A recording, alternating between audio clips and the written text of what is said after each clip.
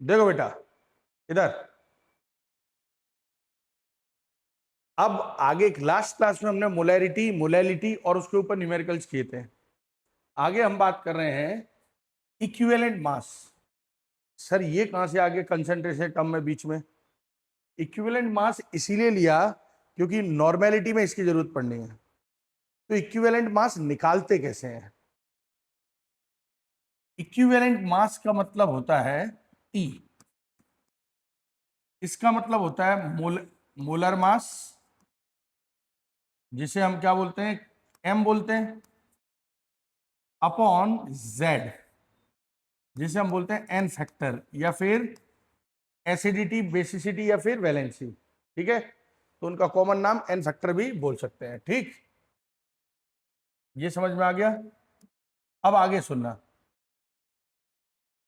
तो equivalent mass का formula होता है मोलर मास अपॉन Z, यानी N फैक्टर। अब इसको निकालते कैसे, हाउ टू कैलकुलेट? क्योंकि मेन दिक्कत देखो, मोलर मास तो हमें पता, कैलकुलेट कर लेंगे, N फैक्टर कैसे कैलकुलेट करेंगे, Z? तो उसका सिंपल सा तरीका है, ध्यान से सुनना। N फैक्टर, N फैक्टर निकालने के लिए जैसे हम इसको 3 कैटेगरी में डिवाइड करते हैं।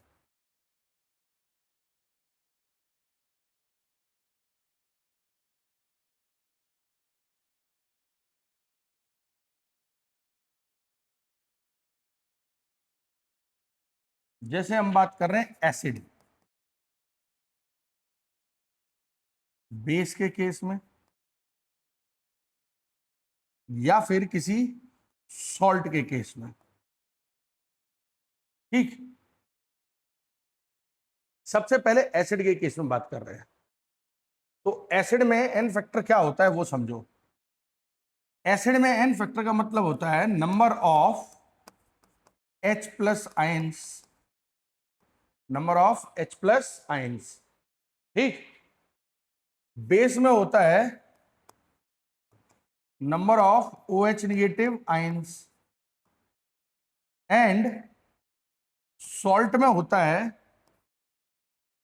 टोटल चार्ज ऑफ कैटाइन या total charge of any ion, cation और एनाइन, चाहे कैटाइन का हो या फिर क्या हो, एनाइन का हो, उसका टोटल चार्ज। इन 3 चीजों से तुम निकाल सकते हो। एग्जाम्पल के तौर पे अगर मैं तुम्हें बोलूं, देखो एग्जाम्पल, जैसे यहां मैं बात कर रहा हूं H2SO4। अब सबसे बड़ी बात यह है कि सब H प्लस कैलकुलेट कैसे करेंगे? जो दिख रहा है वही नहीं, कई जगह तो ये सही हो जाएगा और बहुत जगह पे ये गलत भी होता है। पर अगर हमेशा सही करना है तो आपको स्ट्रक्चर पता होना चाहिए। कैसे कि H2SO4 सल्फर सेंट्रल एटम है। ठीक, सल्फर का एटॉमिक नंबर होता है 16, तो 286। वैलेंस शेल में 6 इलेक्ट्रॉन है, तो या तो सल्फर 2 बॉन्ड बना सकता है या फिर 6 बना सकता है, मतलब सुपर ऑक्टेट में चला जाए। अब सिंस यहाँ पे जो एटम है वो 2 से ज्यादा है, 4 ऑक्सीजन और 2 हाइड्रोजन, तो इसका मतलब 2 तो नहीं बताएगा, उससे ज्यादा बॉन्ड बनाएगा। तो फिर कितने बनाएगा, 6। तो 6 बॉन्ड पे हम देखेंगे कैसे कि अगर 2 ऑक्सीजन, सब लोग क्या बोलेंगे कि सर ऐसा करो 4 ऑक्सीजन ये कर दो, 1 हाइड्रोजन ये ऐसे लगा दो, 1 ऐसे लगा दो, हो गया। गड़बड़ है। क्यों? क्योंकि सल्फर का तो ठीक है, हो गई वैलेंसी कंप्लीट, ऑक्सीजन की नहीं हुई ना। ऑक्सीजन की वैलेंसी कितनी होती है, 2, तो 2 बॉन्ड ऑक्सीजन को चाहिए ही चाहिए, लेकिन अभी क्या है, सिंगल बॉन्ड है। इसका मतलब 4 निगेटिव ऑक्सीजन पे आनी चाहिए, तो क्या इस पर 4 निगेटिव आ रहा है, नहीं आ रहा। SO4 पे कोई चार्ज नहीं है, इसका मतलब यहां सबकी वैलेंसी कंप्लीट है। तो इसीलिए हम क्या कर सकते हैं कि ऐसा करें कि एक हाइड्रोजन ऑक्सीजन पे लगा दिए, इस ऑक्सीजन पे, एक इस ऑक्सीजन पे लगा दो। जो सर अब अभी भी तो सर वैलेंसी तो अभी 4 है सल्फर की, और ये 2 ऑक्सीजन बची हैं, तो इसका मतलब क्या करेंगे, डबल बॉन्ड। अब इससे सर हेल्प क्या हुई? देखो इससे ये हेल्प हुई, H प्लस बनते कब है, जब हाइड्रोजन अपने से बहुत ज्यादा इलेक्ट्रोनेगेटिव एलिमेंट से अटैच हो, क्योंकि जितने ज्यादा इलेक्ट्रोनेगेटिव से अटैच होगी उतनी जल्दी वो हाइड्रोजन से इलेक्ट्रॉन लेगा और H+ बनेंगे। हमें पता है पूरी पीरियोडिक टेबल में सबसे ज्यादा इलेक्ट्रोनेगेटिव होता है फ्लोरीन, होता है, और उससे कम होता है ऑक्सीजन, और उससे कम होता है नाइट्रोजन फॉर्म। तो हुआ क्या कि ये ऑक्सीजन के पास है, यानी सेकंड मोस्ट इलेक्ट्रोनेगेटिव एलिमेंट है, तो ऑक्सीजन हाइड्रोजन से इलेक्ट्रॉन खींच लेगा। तो इसीलिए ये जो दो हमारे आयंस हैं, कौन से, ये दो हाइड्रोजन जो हैं, ये दोनों किस में कन्वर्ट हो जाएंगे, H+ आयंस में कन्वर्ट हो जाएंगे। दोनों हाइड्रोजन H+ में कन्वर्ट हो जाएंगे कि नहीं, और H+ में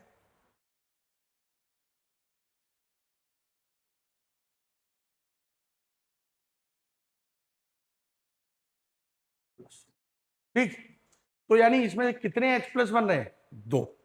कितने बन रहे हैं, 2। तो 2 H+ बन रहे हैं, इसका मतलब इसका Z कितना हो गया, 2। ठीक, तो सर ये तो वही बात हो गई, जितने हाइड्रोजन दिख रहे हैं उतना ही Z है। मैंने क्या बोला, ये सही हो भी सकता है और नहीं भी। तो सर कौन सा केस है जहां ये सही नहीं होगा, जैसे अगर मैं लूं एक और एग्जांपल लूं, कौन सा, H3PO3, ये लेता हूं, ये भी एक एसिड है, ठीक है, फॉस्फोरिक एसिड। अब इसमें तुम बोलोगे सर 3 हाइड्रोजन है तो Z3 हो गया, लेकिन अगर इसका स्ट्रक्चर बनाए तो देखो इसका स्ट्रक्चर कैसा होगा। फॉस्फोरस एटॉमिक नंबर कितना होता है, 15, तो 2,8,5, या तो ये 3 बना सकता है या 5 बना सकता है। सिंस इसमें एटम 3 से क्या है, ज्यादा है, तो इसीलिए ये कितने बनाएगा, 5। अब 5 बॉन्ड में कोई बोलेगा कि सर 1, 2, 3, 4 और ये 5 बना दिया और एक हाइड्रोजन यहां दे दिया। दिक्कत ये दोनों ऑक्सीजन की वैलेंसी कंप्लीट नहीं है, तो इसका मतलब इसको हमेशा नहीं कर सकते। तो इसका मतलब एक हाइड्रोजन हटा देंगे, एक हाइड्रोजन हटा दिया, वो एक ऑक्सीजन पे आ गया, लेकिन सर अब फास्फोरस की वैलेंसी कंप्लीट नहीं हुई, तो डबल बॉन्ड बना दो इसको। अब देखो सबकी वैलेंसी कंप्लीट है। अब ऐसे केस में क्या होगा, इस केस में देखना, अब तुम बोलोगे सर अभी भी तो 3 हाइड्रोजन है, बट दिक्कत ये हाइड्रोजन फास्फोरस के साथ कनेक्ट है डायरेक्ट, और फास्फोरस के साथ कनेक्ट है, फास्फोरस की इलेक्ट्रोनेगेटिविटी इतनी है नहीं कि वो हाइड्रोजन से इलेक्ट्रॉन खींच ले, तो ये H+ में कन्वर्ट नहीं होगा। तो H+ में कौन कन्वर्ट होगा,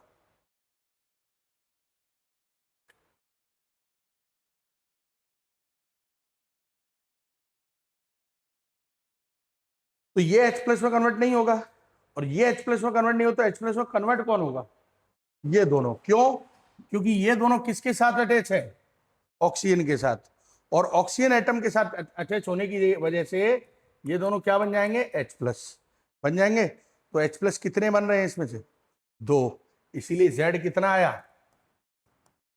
समझ में आ गया, कोई दिक्कत, आसान है ये, ठीक। हाँ, इसके बाद हम बात करते हैं बेस। किसकी बात कर रहे हैं, बेस। तो सर बेस में क्या खेल है,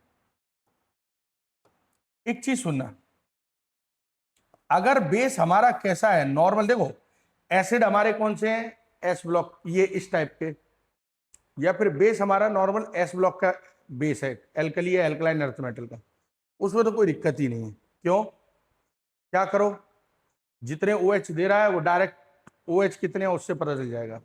जैसे एग्जांपल देखो, NaOH, NaOH को जैसे वाटर में डालेंगे कितने OH निगेटिव बनेंगे, एक, और एक OH निगेटिव बना तो Z कितना हो गया इसके लिए, 1। इसी तरीके से एक हमने ले लिया कौन सा, CaOH का होल ट्वाइस। अब इन दोनों में देखो, यहां पे क्योंकि OH निगेटिव एक है तो 1, और यहां पे 2 है तो 2। ये ऐसा क्यों हुआ सर, इसमें स्ट्रक्चर क्यों नहीं देखा, देखने की जरूरत नहीं थी, क्योंकि ये आयनिक बेस है। कैसे बेस है, आयोनिक, आयंस में ब्रेक होते हैं। तो हमें पता है कैटायन एनायन से कि Na+ कैटायन होता है, OH निगेटिव क्या होता है, एनायन। यहाँ पे Ca2+ कैटायन है और OH नेगेटिव क्या है, OH नेगेटिव क्या है, एनायन। अब बात कर रहे हैं सॉल्ट। सॉल्ट के केस में देखो कि अगर हमारा सॉल्ट हो तब क्या होगा। सॉल्ट में क्या होता है, आप सॉल्ट है, सॉल्ट मतलब सॉल्ट बनता कैसे है, एसिड और बेस की रिएक्शन से। एसिड से कैटायन आता है और बेस से क्या आता है, एनायन। तो ऐसे में जब सॉल्ट बनता है तो उसका हम क्या करते हैं, यानी ये मैं इसकी बात कर रहा हूं, ठीक है। डी ब्लॉक एलिमेंट के सॉल्ट की अभी बात मैं नहीं कर रहा हूं। क्यों नहीं कर रहा हूं, क्योंकि डी ब्लॉक में मैं अभी बताऊंगा जब रेडॉक्स इन्वॉल्व हो। तो ऐसे में जब नॉर्मल हमारे सॉल्ट होते हैं, जो आयनिक सॉल्ट है नॉर्मल बिना डी ब्लॉक एलिमेंट के, तो सॉल्ट का सिंपल सा तरीका है कि कैटाइन का या एनाइन का किसी का भी चार्ज आप देख लो। जैसे कि मैं एग्जांपल के तौर पे तुम्हें बोल रहा हूं Al2SO4, तो ऐसे में Z कितना होगा, 3। क्यों, क्योंकि एल्यूमिनियम कितना है, एल्यूमिनियम पे 3+ होता है, कितना होता है, 3+। तो ऐसे में Z कितना हो जाएगा, 3। ठीक है बेटा। तो इसीलिए Z = 3, ये आ गया। अब बात कर रहे हैं कि अगर हमारा सॉल्ट कैसा हो, रिडॉक्स बेस यानी रिडॉक्स रिएक्शन दी है, कोई रिडॉक्स यानी किसी भी कंपाउंड का ऑक्सीडेशन या रिडक्शन हो रहा हो, तो उस समय कैसे पता करते हैं, Z कैसे पता करते हैं। तो एक स्पेशल केस क्या है, स्पेशल केस है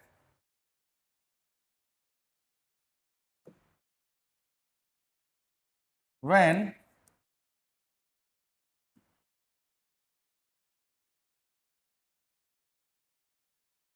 compound having oxidation और रिडक्शन।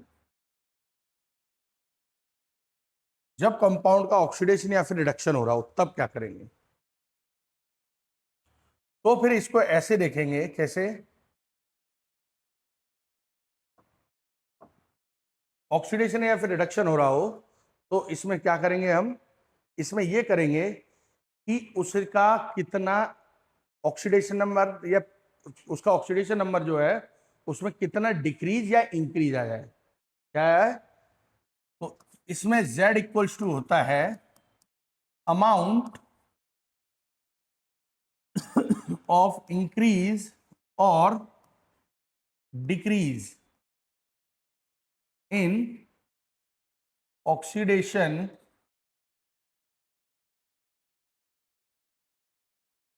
Number of atom. उस एटम के ऑक्सीडेशन नंबर में कितना डिक्रीज आया है या फिर इंक्रीज आया है। कैसे, एग्जांपल से समझो। देखो, अगर मैं तुम लोगों को बोलूं कि साहब एक कंपाउंड है हमारा MnO4, कि MnO4 याद है सबको, और ये कन्वर्ट हो रहा है Mn2+ में। अब Mn2+ मतलब MnO मान लो, इसमें कन्वर्ट हो रहा है MnO। ठीक है बेटा। अब वो बोल रहा है कि अब इस केस में KMnO4 का ऑक्सीडेशन नंबर निकालना है हमें। क्या निकालना है, KMnO4 का, मतलब Z निकालना है KMnO4 के लिए। तो अब ध्यान से देखना, पोटेशियम का तो सबको होता है +1 होता है और ऑक्सीजन का एक का -2। तो जब इसे सॉल्व करोगे तो ये Mn आएगा +7। कितना आएगा, +7। ऑक्सीजन अगर -2 है तो Mn क्या है, +2। तो +7 से +2 Mn का ऑक्सीडेशन नंबर कितना डिक्रीज आया, 5 का, 5 का डिक्रीज हुआ है। तो ऐसे में Z क्या होगा, 5। Z क्या होगा, 5। ठीक है बेटा, किसी को कोई दिक्कत। सो Z = यहां क्या हो जाएगा, 5। क्यों, क्योंकि डिक्रीज 5 का है ऑक्सीडेशन नंबर। इतना क्लियर है, ठीक है। किसी को कोई डाउट यहाँ पे, बहुत बढ़िया। अब आगे बढ़ते हैं, अब इसका यूज करते हैं कैसे।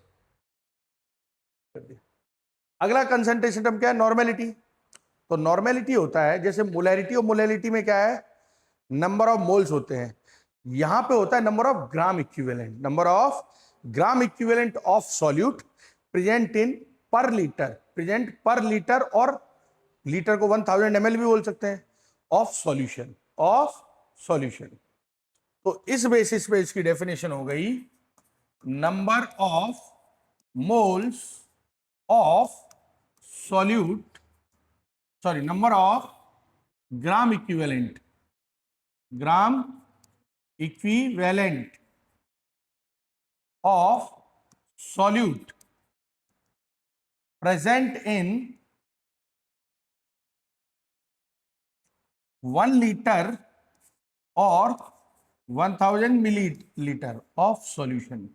यानी किसी भी सॉल्यूशन के 1 लीटर में कितने ग्राम इक्विवेलेंट है, उसको क्या बोलते हैं, नॉर्मेलिटी। ठीक है। अब सर ये ग्राम इक्विवेलेंट क्या आ गया, बताता हूं। तो पहले तो ये देखो, मोलर मैथमेटिकली इसे क्या बोलेंगे, तो मैथमेटिकली ये फॉर्मूला हो गया, नॉर्मेलिटी को कैपिटल एन से डिनोट करते हैं। ये हो गया number of gram equivalent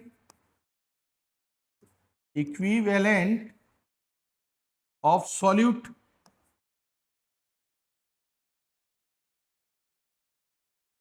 upon number of gram equivalent of solute, upon होता है क्या, क्योंकि पर लीटर है, पर लीटर यानी डिवाइड में क्या आ गया, वॉल्यूम, तो वॉल्यूम इन लीटर। ठीक। अब बेसिकली ग्राम इक्विवेलेंट निकालते कैसे हैं, कितने ग्राम इक्विवेलेंट है, उसका तरीका तो जो वेट दिया है वो अपॉन इक्विवेलेंट वेट या इक्विवेलेंट मास। तो इसीलिए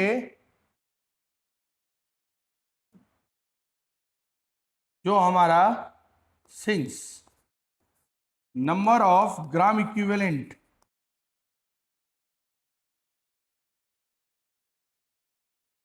इक्वल्स टू होता है वेट यानी मास अपॉन इक्विवेलेंट मास, ये फॉर्मूला होता है। ठीक है। इसी वजह से हमने अभी इक्विवेलेंट मास निकालना सीखा इससे पहले। ठीक। तो अब ऐसे में देखो, तो नॉर्मेलिटी क्या हो गई, अच्छा number of gram equivalent of solute है, तो सॉल्यूट है तो वेट भी सॉल्यूट का और इक्विवेलेंट वेट भी सॉल्यूट का। तो नॉर्मेलिटी यानी इसकी जगह पे तो रख दूंगा मैं W B upon E B, रख दिया, और साथ में इनटू इसके लिए वॉल्यूम है तो 1 upon V, 1 upon volume in litre, 1 upon volume in litre. ये समझ में आया। या फिर अगर वॉल्यूम लीटर में नहीं है, वॉल्यूम किस में नहीं है, लीटर में नहीं है, तो ऐसे में जो नॉर्मेलिटी होगी वो हमारी क्या होगी, W B upon E B into 1000 upon normality in, sorry, volume in ml। ठीक है बेटा। तो हमारे ये मैथमेटिकल एक्सप्रेशन आ गए किसके, नॉर्मेलिटी के। एक तो ये है, एक हमारा ये है, और एक हमारा ये है। ठीक। ये हमारे मैथमेटिकल एक्सप्रेशन हो गए किसके, नॉर्मेलिटी। अब क्या, अब अगर मैं इसके कुछ इंपॉर्टेंट पॉइंट्स हैं नॉर्मेलिटी रिलेटेड, कुछ इंपॉर्टेंट फैक्ट्स हैं, उनकी बात करूं, क्या,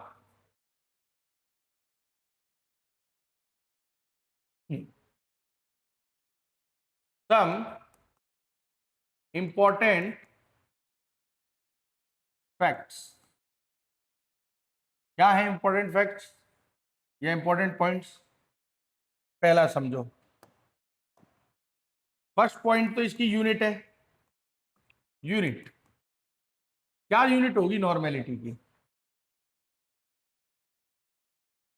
ऊपर नंबर ऑफ ग्राम इक्विवेलेंट है तो ग्राम इक्विवेलेंट अपॉन वॉल्यूम यानी लीटर, तो इसीलिए ग्राम इक्विवेलेंट पर लीटर, क्या बोलते हैं, ग्राम इक्विवेलेंट पर लीटर, तो इसीलिए इसकी यूनिट हो गई gram equivalent per litre. Second point है रिलेशन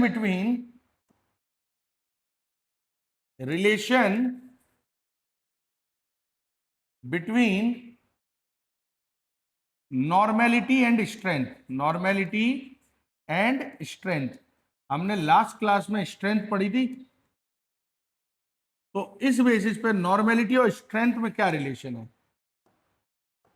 तो नॉर्मेलिटी देखो, नॉर्मेलिटी का अगर पीछे जाके फॉर्मूला देखा जाए तो नॉर्मेलिटी क्या है, अब अगर इसमें वेट अपॉन वॉल्यूम देखें तो ये क्या होता है, स्ट्रेंथ होता है, तो इसको स्ट्रेंथ अगर मैं मान लूं तो अपॉन में क्या आ जाएगा, इक्विवेलेंट वेट बचा रह जाएगा, तो यहां से नॉर्मेलिटी इक्वल्स टू आ गया स्ट्रेंथ अपॉन इक्विवेलेंट वेट, तो इससे फॉर्मूला क्या बन गया, अगर ये इधर चला गया तो स्ट्रेंथ इक्वल्स टू क्या बन गया, normality into equivalent weight of solute. तो अगर मुझे किसी ने बोला नॉर्मेलिटी दी है, बोला फाइंड द कंसंट्रेशन ग्राम पर लीटर, तो मैं क्या कर सकता हूं, डायरेक्ट इसको इक्विवेलेंट मास का मल्टीप्लाई कर दूं तो मुझे उसकी कंसंट्रेशन इन ग्राम पर लीटर मिल जाएगी। ठीक है बेटा, इसके बाद इसका थर्ड पॉइंट देखो, थर्ड पॉइंट क्या बोल रहा है, हाँ इसका फॉर्मूला, अगर जैसे हमें परसेंटेज दी हो, डेंसिटी दी है और क्या दिया है, परसेंटेज डेंसिटी दी है, तो हम नॉर्मेलिटी डायरेक्ट निकाल सकते हैं without calculating its volume, shortcut है। लेकिन यह फॉर्मूला केवल और केवल कब लगेगा, जब ऑब्जेक्टिव हो या आंसर वेरीफाई करना हो। हम स्कूल या बोर्ड्स में इस फॉर्मूले का यूज नहीं करेंगे मेन क्वेश्चन सॉल्व करने में, ठीक है। तो इसीलिए ये फॉर्मूला क्या है वो देखो, normality equals to density, sorry percentage जो भी दिया है इनटू डेंसिटी इनटू 10 अपॉन क्या आ जाएगा, इक्विवेलेंट वेट। ठीक है बेटा, ये हमारा क्या होगा, फॉर्मूला होगा किसका, नॉर्मेलिटी का शॉर्टकट। अब है फोर्थ, चौथा पॉइंट, जैसे अगर किसी ने बोला 1NH2SO4, 1NH2SO4 यानी H2SO4 है जिसकी नॉर्मेलिटी 1 है, तो इसका मतलब क्या है, इसका मतलब है डेफिनेशन के हिसाब से 1 gram equivalent of H2SO4 present in 1 litre of solution. अच्छा, अब बात वही हो रही है कि H2SO4 का ग्राम इक्विवेलेंट 1 कब होगा, अगर मास के टर्म में इसे बोलना चाहूं तो खुद देखो, नंबर ऑफ ग्राम इक्विवेलेंट को तुम्हें क्या बनाना है, इसको 1 बनाना है, इसको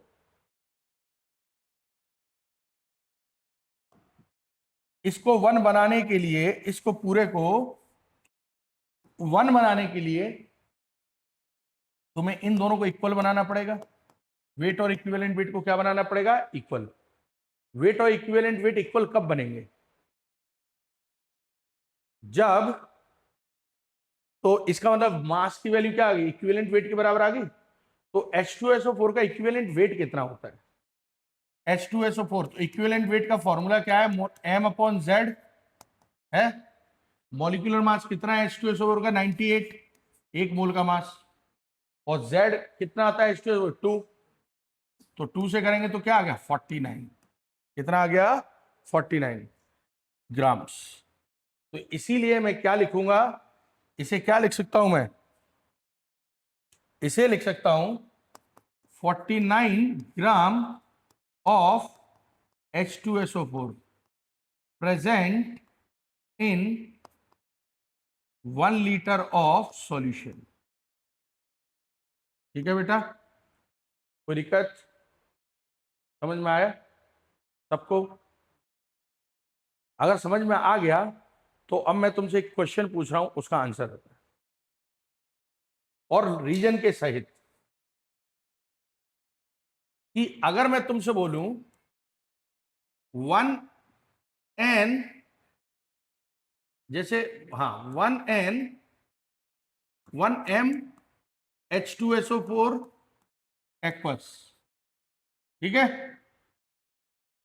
1m H2SO4 aqueous and 1n H2SO4 aqueous, तीनों में किसकी कंसेंट्रेशन सबसे ज्यादा है और किसकी कंसेंट्रेशन सबसे कम है, एंड क्यों है,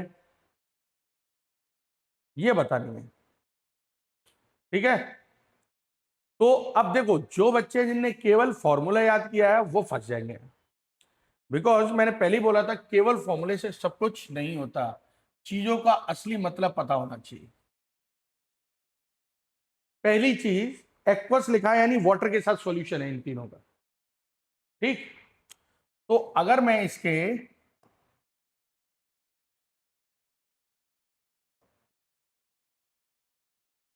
तीनों को अगर मैं एनालाइज कर लूं, एक्चुअली तीनों का मतलब क्या है, तो मुझे समझ में आ जाएगा कि कौन ज्यादा है कौन कम है। अच्छा, कंसंट्रेशन मैंने बोला किसकी ज्यादा है, तो कंसंट्रेशन मतलब किसमें गिवन सॉल्यूशन या सॉल्वेंट सॉल्यूट का अमाउंट पूछ रहा हूं मैं बेसिकली, कितने सॉल्वेंट है कितना सॉल्यूट है, और उसको कंपेयर करके मैं बता सकता हूं कि क्या है। तो डेफिनेशन पे जाते हैं हम, इनकी बेसिक डेफिनेशन क्या थी।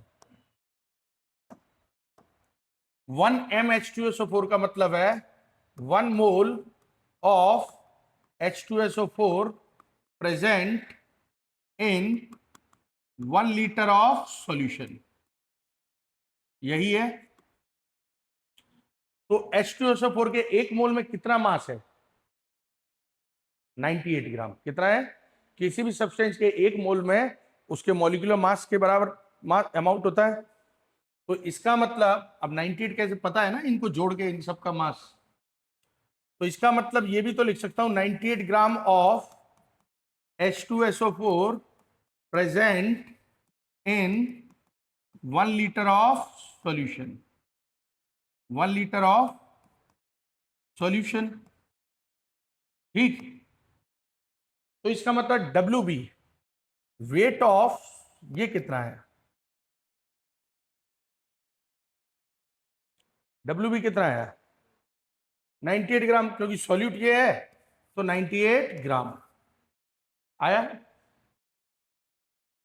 WA कितना है, पर सर WA के लिए दिए तो लीटर दिया है, तो इसके लिए सबसे बड़ी हिंट है एक्वस, पानी, क्योंकि वाटर की डेंसिटी कितनी होती है, 1 होती है। कितनी होती है, 1।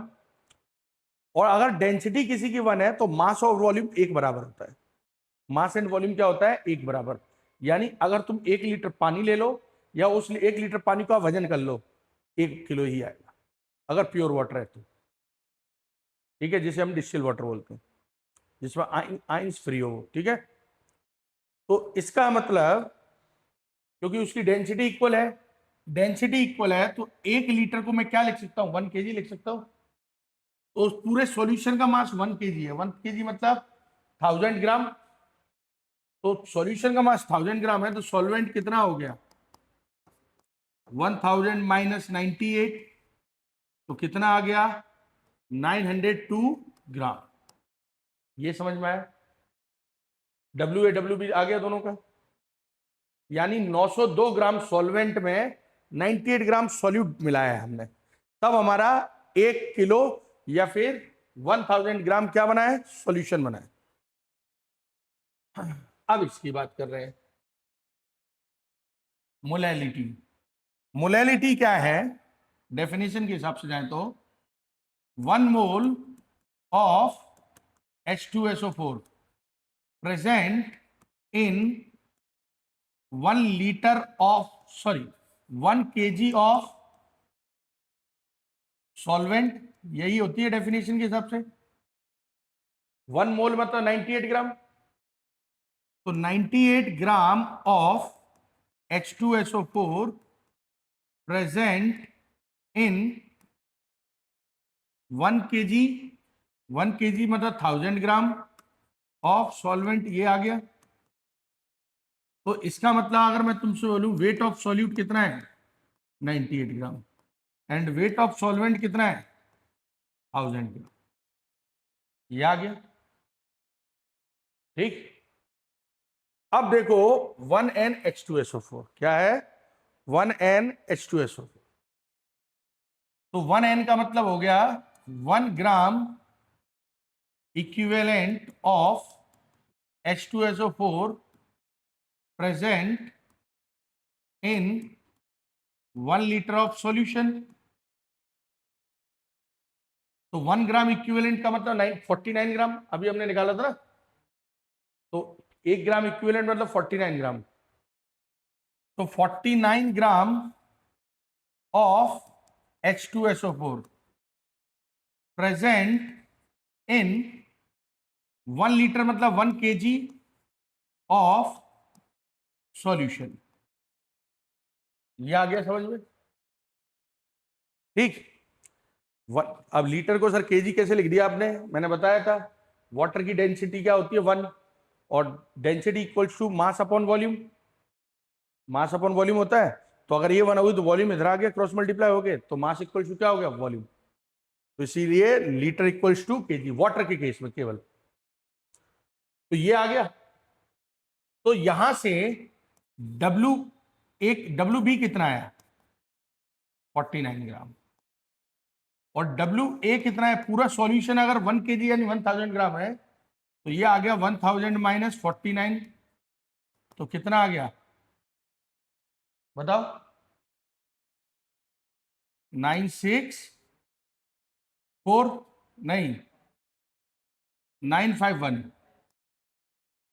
अब एक चीज सुनो, सुन लो, दिक्कत ये है इसका सब कुछ डिफरेंट है, इनसे कंपेयर नहीं हो पा रहा, कंपेयर करने में दिक्कत आएगी। तो मैं डब्ल्यू बी को डबल कर सकता हूं, तो पर इसको डबल किया तो सॉल्वेंट भी डबल करना पड़ेगा, जिससे कंसेंट्रेशन में कोई फर्क ना है।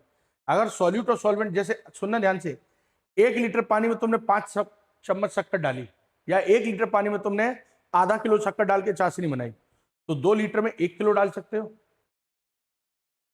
कंसेंट्रेट क्या गाढ़ेपन में कोई फर्क आएगा, नहीं आएगा। तो सेम मैं अगर डब्ल्यू बी को 98 ग्राम ले लेता हूं, तो इससे डब्ल्यू ए कितना हो जाएगा 1902 ग्राम, ये हो जाएगा कि नहीं। अब सर ये किया क्यों, अब तीनों को ध्यान से देखो, तीनों में डब्ल्यू बी सेम है, 98 ग्राम डब्ल्यू बी, 98 ग्राम डब्ल्यू बी, 98 ग्राम डब्ल्यू बी, यानी सॉल्यूट तीनों में बराबर है। तो इसका मतलब जिसमें सॉल्वेंट कम उसकी कंसेंट्रेशन ज्यादा। खुद सोचो ना, पानी और शक्कर का मिक्सचर है, जिसमें पानी कम वो ज्यादा गाढ़ी चाशनी होगी, यानी कंसेंट्रेशन क्या होगी ज्यादा, क्योंकि सॉल्वेंट कम होने से कंसेंट्रेशन बढ़ती है। ठीक, तो सॉल्वेंट इन तीनों में सबसे कम किसका है, देखो ये 902 है, ये 1000 है, और ये क्या है 1902 है। सबसे कम किसका है, इसका, क्योंकि सॉल्यूट तो इक्वल है, सॉल्यूट इक्वल है, तो इसका मतलब कंसेंट्रेशन किसकी ज्यादा हो गई, इसकी। तो यहां से हमारे कुछ पॉइंट्स निकले, जैसे इसमें हाईएस्ट कंसेंट्रेशन क्या हो गई, हाईएस्ट कंसेंट्रेशन किसकी होती है, मोलैरिटी की, मोलैरिटी की, और लोएस्ट किसकी है, नॉर्मेलिटी। क्यों, सॉल्वेंट सबसे ज्यादा है, जिसमें सॉल्वेंट ज्यादा होगा उसकी कंसेंट्रेशन क्या होगी मिनिमम, या फिर सबसे कम। ठीक है, तो इसीलिए लोएस्ट कंसेंट्रेशन क्या हो गई, नॉर्मेलिटी। ये समझ में आया बेटा सबको, कोई दिक्कत। अब मैं तुमसे एक क्वेश्चन और पूछ रहा हूं, सिंपल सा है, इन तीनों में किसमें टेम्परेचर का से कोई असर नहीं होगा, किसकी कंसेंट्रेशन टेम्परेचर से नहीं बदलेगी, which of the following concentration term is not affected by concentration, temperature is not affected by temperature. दिक्कत यह है कि टेम्परेचर में देखो अमाउंट ऑफ सब्सटेंस तो चेंज नहीं हो सकता कि पता चले सर हमने 98 ग्राम H2SO वो 100 ग्राम 200 ग्राम हो जाए, नहीं हो पाएगा। टेम्परेचर से अमाउंट पे कोई फर्क नहीं पड़ता। फर्क किस पे पड़ता है?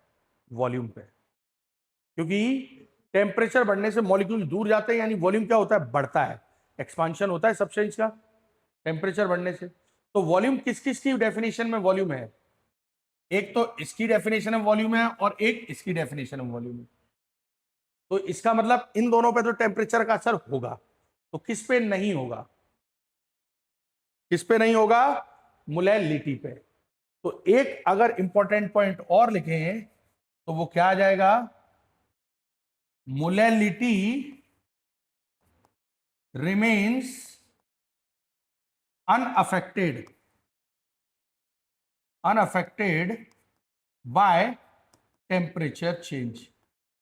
टेम्परेचर चेंज, ये समझ में आ गया सबको? कोई दिक्कत? तो यहां से ये तीन चीजें मेन बनी। कौन सी? कि अगर तीनों को कंपेयर किया जाए तो हाईएस्ट कंसंट्रेशन किसकी होती है? मोलैरिटी की होती है। और लोएस्ट कंसंट्रेशन किसकी होती है? नॉर्मेलिटी की। और कंसंट्रेशन टर्म में तीनों में कौन सा अनअफेक्ट रहता है चेंज इन टेम्परेचर से? उसका आंसर क्या है? मोलैलिटी। ठीक है बेटा? या कोई दिक्कत? समझ में आ गया इतना? इसके बाद अब हम आगे बात कर रहे हैं।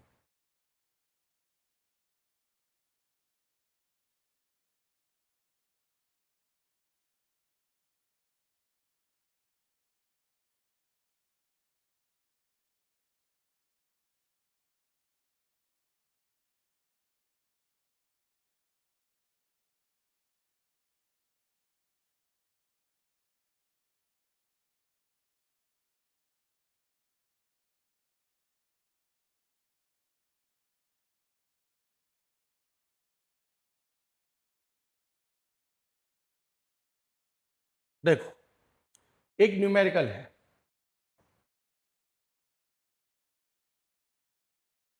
नेलोरफिन। नेलोरफिन ये कंपाउंड होता है जो नारकोटिक विड्रॉल में यूज होता है। नारकोटिक विड्रॉल सिम्टम को मैनेज करने में, मतलब जब कोई नशा छोड़ता है तो नशा छोड़ने की वजह से बॉडी के बहुत सारे पार्ट्स एकदम से शॉक में चले जाते हैं। जैसे वॉमिट बहुत ज्यादा होना। इवन कभी कभी तो जब बहुत ज्यादा कोई नशे से आदी है, बहुत ज्यादा अफेक्टेड है, तो उसका नर्वस सिस्टम ब्रेक डाउन हो जाता है, डेथ भी हो जाती है। तो इसीलिए नशे को एकदम छुड़ाने के वजह से जो सिम्टम आते हैं उनको मैनेज करने के लिए एक ड्रग दिया जाता है, नेलोरफिन। अब वो बनाया कैसे जाता है? उसको बनाने के लिए जैसे मॉर्फिन होता है वैसे ये होता है, ठीक है? उसको बनाने के लिए कि नेलोरफिन के लिए जनरली 1.5 mg, कितना मास? अच्छा, पेशेंट को जो दिया जाता है एक डोज, सिंगल डोज जब देते हैं तो वो कितना होता है? 1.5 mg, 1.5 मिलीग्राम पेशेंट को इसका डोज दिया जाता है। किसका? नेलोरफिन का। तो calculate the mass of 1.5 into 10 की पावर कितना है ये? -3 बोल रहा है। Calculate the mass of 1.5 into 10 की पावर -3 m एक्वस सॉल्यूशन। 10 की power -3 m aqueous solution required for the dose. यानी इतनी कंसंट्रेशन का एक्वस सॉल्यूशन बनाना है किसका? नेलोरफिन का। तो उसके लिए कितना नेलोरफिन रिक्वायर्ड होगा, वो ये बोल रहा है। ठीक है, समझ में आया? मतलब ध्यान से सुनना, मैंने कैलकुलेट द मास ऑफ, क्या बोल रहा है? पेशेंट को एक बार में, जैसे ये समझो, यहां समझो, नेलोरफिन का एक डोज, मतलब नेलोरफिन जो होती है एक डोज में 1.5 मिलीग्राम होनी चाहिए। कितनी होनी चाहिए? 1.5 मिलीग्राम। तो अब डायरेक्ट नेलोरफिन तो बॉडी में देंगे नहीं, उसको एक्वस सॉल्यूशन बनाना पड़ता है पहले। तो 1.5 मिलीग्राम नेलोरफिन देने के लिए ये बताओ इतनी कंसंट्रेशन का कितना एक्वस सॉल्यूशन उसे देना पड़ेगा। यानी ये अगर मेरा नेलोरफिन था तो मैं इसको जैसे सॉल्यूशन में कन्वर्ट कर लिया, तो 1.5 में पानी डाला है, वाटर डाला है, डिस्टिल वाटर, डोज बन गया। क्योंकि इसकी मॉर्फिन की तरह इसकी ड्रिप चढ़ती है, बॉटल चढ़ती है। अब बॉटल चढ़ती है तो ऐसा थोड़ी कि 1.5 मिलीग्राम, 1.5 मिलीग्राम तो जरा सा होता है, लेकिन वो एकदम बॉडी को दे देंगे तो भी दिक्कत है, तो इसलिए उसको डाइल्यूट करते हैं। क्या करते हैं? डाइल्यूट। तो वो ये बोल रहा है इस सॉल्यूशन का कितना अमाउंट दूं कि उसका डोज कंप्लीट हो जाए, यानी 1.5 मिलीग्राम नेलोरफिन चला जाए, और सॉल्यूशन की कंसेंट्रेशन दी है। तो इसको देखो कैसे कर सकते हैं, ध्यान से सुनना। सॉल्यूशन वो पूछ रहा है, तो एक्वस सॉल्यूशन का मास पूछ रहा है। अब सॉल्यूशन का मास मतलब सॉल्यूट का तो मास मेरे पास है, अगर मैं सॉल्वेंट का मास और निकाल लूं तो मैं दोनों को जोड़ के सॉल्यूशन का मास बता सकता हूं। तो इसीलिए, क्योंकि एक सॉल्यूशन में होता क्या है, सॉल्यूट एंड सॉल्वेंट, यही तो दो चीजें होती हैं। अगर आपने सॉल्वेंट और सॉल्यूट दोनों का मास पता है, जोड़ दो सॉल्यूशन का मास निकल आएगा। लेकिन हमें यहां पे केवल किसका मास पता है? सॉल्यूट का। सॉल्वेंट का तो पता ही नहीं है, ये तो केवल कंसंट्रेशन दे रखी है। तो गिवन क्या है? WB कितना दिया है? 1.5 मिलीग्राम। अब मिलीग्राम को ग्राम में कन्वर्ट करेंगे तो 1.5 इंटू 10⁻³ ग्राम आ गया। ठीक। और क्या दिया है उसने? मोलेलिटी। मोलेलिटी स्मॉल m बोला है तो मोलेलिटी, तो 1.5 इंटू 10⁻³ ये दिए। और क्योंकि WA क्या बोला है? WA निकालना है, वाटर का अमाउंट निकालना है, तो WA निकालना है। सो हमें पता है वी नो। अच्छा, नेलोरफिन का मॉलिक्यूलर मास चाहिए MB, क्योंकि नंबर ऑफ मोल निकालने के लिए MB चाहिए। मॉलिक्यूलर मास क्या है? तो नेलोरफिन का है C19H20NO3। तो कार्बन एक का मास 12 है तो 19 का 12 इंटू 19, प्लस हाइड्रोजन का एक का 21 है तो 21 आ गया ये, प्लस प्लस नाइट्रोजन का कितना हो गया? 14 एक का, और ऑक्सीजन 3 है तो 64। ठीक है, तो ये कितना हो गया? 12 इंटू 19 कितना हो गया? 221। 12 इंटू 19 कितना हो गया? 221। ठीक है, प्लस 21। अच्छा, इन चार तीनों को जोड़ लो, 6 4 4 8 1 9, और 6 7 8 9, तो कितना आ गया? 10।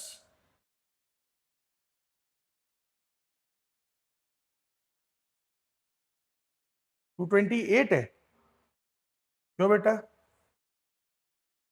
12 इंटू 90 पक्का? मुझे ऐसा क्यों लग रहा है कि नहीं। अच्छा सही है, ठीक है ठीक है ठीक है, 228 आएगा। तो ये कितना आ गया? ये 327 ग्राम पर मोल। तो इसीलिए इसका मॉलिक्यूलर मास आ गया 327 ग्राम पर मोल। यही आया सबका। तो अब सुनो ध्यान से, इन सबको मैं फॉर्मूला में पुट कर सकता हूं मोलैलिटी की। फॉर्मूला क्या है मोलैलिटी का? We know. नहीं जानते हैं तब भी यही लिखेंगे, molality equal to WB upon MB into 1000 upon W in grams. अच्छा, एक चीज और सुन लो, जब भी आप फॉर्मूला लिखोगे तो उसको बॉक्स में बंद करना। क्यों? टीचर को हाईलाइट होगा, और हाईलाइट होने की वजह से टीचर उसके नंबर दे देगा। ठीक है, क्योंकि कई बार टीचर से मिस हो जाता तो स्टेप मार्किंग हो जाएगी कम से कम। अगर आगे गलत भी हो गया तो कम से कम स्टेप मार्किंग हो जाएगी, स्पेशली CBSE वाले, क्योंकि CBSE में क्या हो रहा है, अभी स्टेप मार्किंग हो रही है हर चीज की। ठीक है, OSM में मैंने देखा है कॉपी बच्चों की, जिनकी स्क्रीनिंग से, जिनने स्कैन कॉपी मंगाई थी, तो उनकी स्टेप मार्किंग हुई है कि 2 नंबर का क्वेश्चन है तो उसको देख लिया कि फॉर्मूले का आधा, कैलकुलेशन का 1, और लास्ट में आंसर का आधा। इस तरीके से मार्क्स दिए हैं, और नीचे लिखा है कि इसका टोटल इतना। ठीक, डब्ल्यू बी एम बी। अब सुनो, मोलैलिटी क्या हो गई, डब्ल्यू बी कितना है 1.5 इंटू 10⁻³ एम बी कितना है 327,000 अपॉन डब्ल्यू ए कितना है, डब्ल्यू ए यानी यही तो निकालना है। ठीक, 10⁻³ से 10 की ये कट गया, कैंसिल आउट हो गया। अच्छा मोलैलिटी ये कैंसिल आउट मत करो, क्यों, उसने मोलैलिटी दी है, मोलैलिटी भी तो दी है उसने, ये 1.5 इंटू 10⁻³ इससे ये कट गया। तो अगर मैं डब्ल्यू बी को इधर क्रॉस मल्टीप्लाई कर दूं, सॉरी डब्ल्यू ए को, तो डब्ल्यू ए क्या आ गया 1000 अपॉन 327। तो यहां से डब्ल्यू ए कितना आ गया 3.058, क्या आ गया ग्राम्स। ठीक है, तो आगे मिक्सिंग ऑफ सॉल्यूशंस। अच्छा, कब कई बार ऐसी चीज आती है कि साहब आपने सॉल्यूशन को मिक्स करे, दो या दो से अधिक सॉल्यूशंस को आपस में मिक्स करके एक नया सॉल्यूशन, नया मिक्सचर बना लिया। अब मिक्सिंग ऑफ सॉल्यूशन में कई कैटेगरीज आती हैं, मेन इसमें 3 केस आते हैं। कौन से, ये देखो, सबसे पहले तो है कि वो दोनों कैसे हो, सेम कैटेगरी हो, solutions of same category. Same category मतलब होता है कि जैसे मैं एक एसिड में एसिड को मिक्स करूं, तो जितने भी मैं मिक्स कर रहा हूं सारे क्या है एसिड से, या फिर सारे क्या है बेस, या फिर बेस में क्या मिक्स करूं, बेस मिक्स करूं। तो ये क्वेश्चन किसके हो गए, mixing of solution of same category. या फिर ये भी तो हो सकता है क्या, mixing of solutions of different category, different category. ठीक है, अलग अलग कैटेगरी के सॉल्यूशन मिक्स कर दिए। कैसे, जब एसिड में क्या मिक्स करें, बेस। एसिड में अगर बेस मिक्स करें तो क्या हो सकता है, वो डिफरेंट कैटेगरी हो सकता है। ठीक है बेटा, इन दो चीजों को पढ़ेंगे हम इसमें। तो सबसे पहले mixing of solutions of same category. Same category के सॉल्यूशंस को हम मिक्स कर रहे हैं, यानी या तो एसिड में एसिड मिक्स करेंगे या बेस में बेस मिक्स करेंगे। ठीक, तो इसमें अगर तुम्हें हमें क्या दिया, मोलैरिटी दी है, क्या दी है, मोलैरिटी। अगर दो सॉल्यूशन है सेम कैटेगरी के हैं और उनकी मोलैरिटी दी है, तो हम डायरेक्ट मोलैरिटी से काम चला सकते हैं, यानी और उसमें जो मिक्सचर बनेगा उसकी मोलैरिटी होगी, जो भी दोनों सॉल्यूशंस को मिक्स करके मिक्सचर बनेगा उसकी मोलैरिटी होगी M1V1 plus M2V2 upon V1 plus V2। ठीक है, अगर नॉर्मेलिटी पोली है तो नॉर्मेलिटी का निकालने के लिए होगा N1V1 plus N2V2 upon V1 plus V2। इसके लिए नॉर्मेलिटी ऑफ मिक्सचर निकालने के लिए, नॉर्मेलिटी ऑफ मिक्सचर निकालने के लिए। ठीक है, जो भी दोनों को मिला के मिक्सचर बनेगा उसकी नॉर्मेलिटी निकालने की। एक गड़बड़ है इसमें, एक रिस्ट्रिक्शन है बहुत बड़ी। सर क्या, भले ही दोनों सेम कैटेगरी के हैं, लेकिन जैसे दो एसिड हैं, हमने क्या मान लिया एग्जांपल में 2 एसिड्स मान लिए। देखो, अगर नॉर्मेलिटी दी है फिर तो कोई लोड ही नहीं है, डायरेक्ट पुट कर सकते हैं। लेकिन अगर मोलैरिटी दी है, क्या दी है, मोलैरिटी, तो आप अगर दो टू एसिड्स जो है ऑफ डिफरेंट टाइप्स, दो सॉल्यूशन है लेकिन दो डिफरेंट टाइप के, कैसे, एक HCl और एक H2SO4, दोनों ही एसिड है लेकिन दोनों अलग अलग है। तो ऐसे में दिक्कत क्या आएगी ऐसे में दिक्कत है, आप इसे नहीं लगा सकते। अगर मोलैरिटी क्वेश्चन में दी भी है तो आप पहले नॉर्मेलिटी निकालोगे, नॉर्मेलिटी से सॉल्व करोगे, और नॉर्मेलिटी सॉल्व करके दोबारा मोलैरिटी निकालोगे। और नॉर्मेलिटी मोलैरिटी में रिलेशन पता है? नहीं पता है तो ये देखो, एक रिलेशन होता है,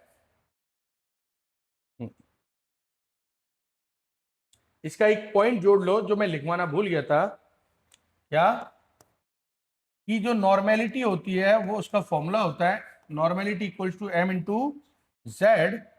तो इसीलिए ये कुछ फॉर्मूले बन गए हैं। एक फॉर्मूला तो ये था, एक ये फॉर्मूला था, और एक ये फॉर्मूला था। इन तीनों पर बहुत ध्यान रखना है, ठीक है बेटा, कोई दिक्कत? और एक हमारी ये यूनिट थी। यूनिट का तो मैं तुम्हें पहले ही बता चुका, यूनिट क्यों याद रखनी है। कई बार क्वेश्चन नाम ना पूछते हुए यूनिट में कंसंट्रेशन पूछ लेता है कि फाइंड द कंसंट्रेशन इन मोल पर लीटर, मोल पर केजी। तो हमें पता होना चाहिए या फिर ग्राम इक्विवेलेंट पर लीटर, ठीक है। तो अब सुनो, तो इस बेसिस पे ये समझ में आ गया कि अगर ये केस बने तब आप मोलैरिटी, अगर उसने क्वेश्चन में मोलैरिटी दी भी है तो आप पहले उसे नॉर्मेलिटी में कन्वर्ट करो उस फॉर्मूले से, और नॉर्मेलिटी में कन्वर्ट करने के बाद ये फॉर्मूला लगाओ, सॉल्व करो, और फिर मिक्सचर की नॉर्मेलिटी जो आई उसको दोबारा मोलैरिटी में कन्वर्ट करो। इस तरह से आप मोलैरिटी निकालोगे, ठीक है। लेकिन अगर ऐसे केस में डायरेक्ट नॉर्मेलिटी दे दी है उसने दोनों की, तो कोई लोड ही नहीं है, फिर तो सीधा का सीधा ये लगाओ ना। जब दोनों सॉल्यूशंस की, दोनों मिक्सचर की तुम्हें नॉर्मेलिटी पता है तो डायरेक्ट ये लगाओ, ठीक है। Next, mixing of solutions of different category. जब आप अलग अलग कैटेगरी के सॉल्यूशन मिक्स करते हो, इसका मतलब ये हमारा हो गया क्या, acid plus base, acid plus base, इस तरह का मिक्सचर हो। तो अब इसमें सुनना, इसमें क्या करेंगे, इसमें हम नॉर्मेलिटी, हमेशा एक ही फॉर्मूला लगेगा नॉर्मेलिटी। अगर मोलैरिटी दी भी है तो आपको नॉर्मेलिटी निकालनी पड़ेगी, तभी आप इसको सॉल्व करोगे आगे। तो नॉर्मेलिटी मतलब N1V1 minus N2V2 upon V1 plus V2, V1 plus V2। तो इस फॉर्मूले में जो पहला ये है, ये होता है फॉर एसिड, क्या मान लिया, फॉर एसिड। तो दूसरी वैल्यू अपने आप किसके लिए हो गई, फॉर बेस के लिए, ठीक। अब इससे इन वैल्यूज को सॉल्व करेंगे तो नॉर्मेलिटी की वैल्यूज के 3 केस बनेंगे। कौन से वो देख लो। 3 केस कुछ ऐसे हैं, पहला केस, दूसरा एंड तीसरा, कि या तो नॉर्मेलिटी जो हमारी है वो क्या आ जाए, ग्रेटर देन जीरो, जीरो से बड़ी, या हम बोले लेस देन जीरो। दूसरा केस है इक्वल्स टू जीरो आ जाए, और तीसरा केस है हमारी नॉर्मेलिटी क्या आ जाए, ग्रेटर देन जीरो। ये 3 केसेस हैं, ठीक। अब ये होगा कब, इनका मतलब क्या है वो देखो। अगर नॉर्मेलिटी लेस देन जीरो मतलब कैसी है, निगेटिव। लेस देन जीरो का मतलब क्या है, निगेटिव। तो इस नॉर्मेलिटी की वैल्यू अगर निगेटिव आ गई, इसका मतलब ये वैल्यू छोटी थी और ये वैल्यू क्या थी, बड़ी। क्योंकि ये वैल्यू निगेटिव कब आ सकती है, जब छोटे में से बड़ा माइनस करेंगे। तो इसका मतलब सॉल्यूशन, अभी जो मिक्सचर बना है वो कैसा है, बेसिक है, क्योंकि बेस ज्यादा था, स्ट्रॉन्ग था, और एसिड कैसा था, वीक। तो इसीलिए क्या हो गया, जो मिक्सचर बना वो कैसा बना, बेसिक। तो यहां से समझ में आया कि मिक्सचर कैसा हो गया हमारा, बेसिक। और बेसिक हो गया तो उसकी पीएच कैसी होगी, पीएच होगी ग्रेटर देन 7, 7 से बड़ी होती है बेसिक में पीएच, ठीक है। अब इस केस को बाद में करते हैं, पहले वो निपटा लेते हैं। अगर नॉर्मेलिटी ग्रेटर देन जीरो है, नॉर्मेलिटी क्या है हमारी, ग्रेटर देन जीरो, तो नॉर्मेलिटी ग्रेटर देन जीरो मतलब पॉजिटिव, यानी ये वैल्यू पॉजिटिव आई है। तो ये वैल्यू पॉजिटिव कब आएगी? जब ये क्या हो, बड़ा हो और ये छोटा, क्योंकि पॉजिटिव वैल्यू बड़ी होगी तो बड़ी में छोटा माइनस करेंगे तो पॉजिटिव आएगा। और ये बड़ा होने का मतलब क्या है? Acid strong. तो इसका मतलब जो हमारा मिक्सचर बनेगा वो कैसा बनेगा? एसिडिक। समझ में आया? और अगर मिक्सचर एसिडिक हो गया तो ऐसे में पीएच क्या होगी?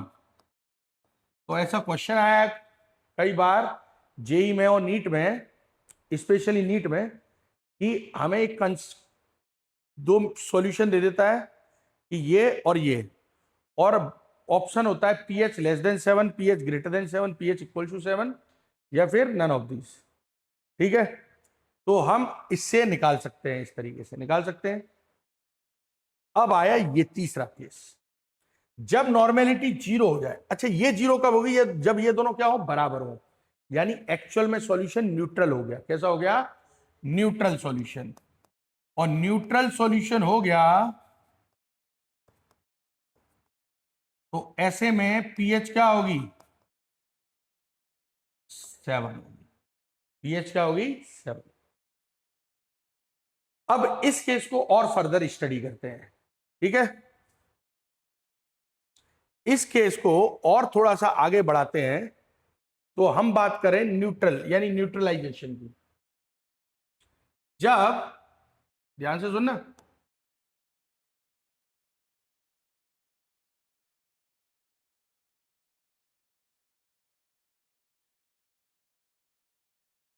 न्यूट्रलाइजेशन, जब नॉर्मेलिटी क्या आ जाए? जीरो आ जाए।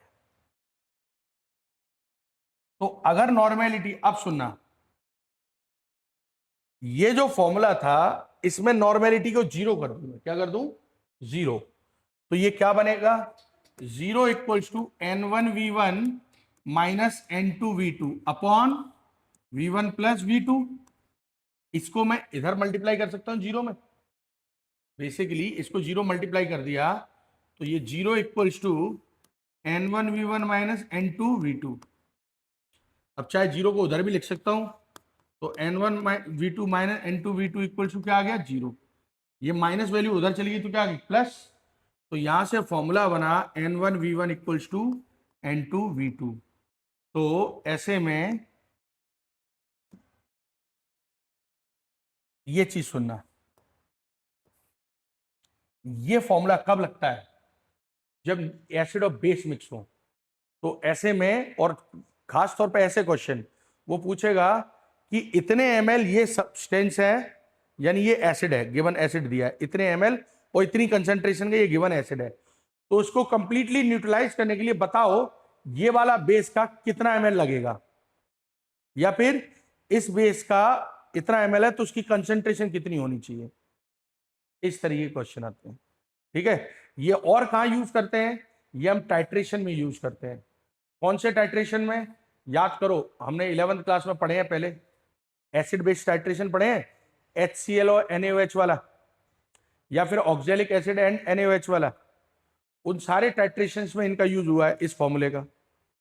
हाँ, ये जरूर है, वो कई बार ये लिख देते हैं इसे क्या कि साहब N1, वो क्या लिख देते हैं ये समझना, वो लिख देते हैं कि M1V1Z1 इक्वल्स टू M2V2Z2 लिख देते हैं। तो इसका मतलब भी यही है। क्यों? नॉर्मेलिटी 1 को M1 इंटू Z1 लिख सकते हैं नहीं, क्योंकि N equal to M into Z होता है। तो M1Z1 M2Z2, बस वही सेम चीज। आया समझ में? कोई दिक्कत किसी को यहां तक? अब आगे सुनो, तो ये समझ में आ गया। अच्छा, इसमें ये जो साइड है ये कौन सी है? एसिड की। और ये जो साइड है वो कौन सी है? बेस की। ठीक है, वैसे तुम उल्टा भी ले लो, कोई फर्क नहीं पड़ेगा, बट मैं बता रहा हूं क्योंकि हमने फॉर्मूले में यही लेके चले थे। ठीक, अब आगे सुनो, डाइल्यूशन ऑफ अ सॉल्यूशन। किसी भी सॉल्यूशन का डाइल्यूशन कर रहे हैं। डाइल्यूशन का मतलब क्या है? डाइल्यूशन का सीधा सीधा एक ही मतलब है, addition of solvent. Addition of जब आप सॉल्वेंट मिला रहे हैं, किसी भी गिवन सॉल्यूशन में आप क्या मिला रहे हैं? सॉल्वेंट। जैसे गाड़ी चाशनी है, उसको पतला करना है तो हम क्या मिला रहे हैं? उसमें पानी डाल रहे हैं। क्या डाल रहे हैं? पानी डालते हैं। तो इसी को बोलते हैं डाइल्यूशन। क्या बोलते हैं? डाइल्यूशन। अब इसको समझना, डाइल्यूशन में क्या होगा। अगर डाइल्यूशन में, ये ध्यान रखना, डाइल्यूशन में भी केवल N1V1 इक्वल्स टू N2V2 लगेगा। ठीक है। तो डाइल्यूशन के केस में बेसिकली होता क्या है, इसमें वो पूछता है कि इतना कंसंट्रेटेड का एसिड है, कंसंट्रेशन का, उसका इतना वॉल्यूम है। अब उसको डाइल्यूट करके उसका वॉल्यूम इतना बना दिया, तो बताओ उसकी अब कंसंट्रेशन कितनी होगी। ठीक है। तो इसमें कैसे करेंगे वो समझ लो। इसमें फॉर्मूला लगेगा N1V1 इक्वल्स टू N2V2। बस फर्क क्या है, ये जो है ये है बिफोर डाइल्यूशन। क्या है? Before dilution. ये जो वैल्यू है ये है बिफोर डाइल्यूशन, और ये जो वैल्यू है ये है आफ्टर डाइल्यूशन। यानी जब हमने डाइल्यूट कर दिया तब ये कंडीशन है, और डाइल्यूट करने से पहले ये कंडीशन थी। ठीक, इतना क्लियर हुआ। तो इससे होगा क्या, देखो अब इन पे क्वेश्चंस करते हैं जिससे ये कॉन्सेप्ट और फर्दर हम क्लैरिफाई कर पाए। ठीक, वो बोल रहा है क्या? Calculate the normality of the solution. हमें क्या करना है?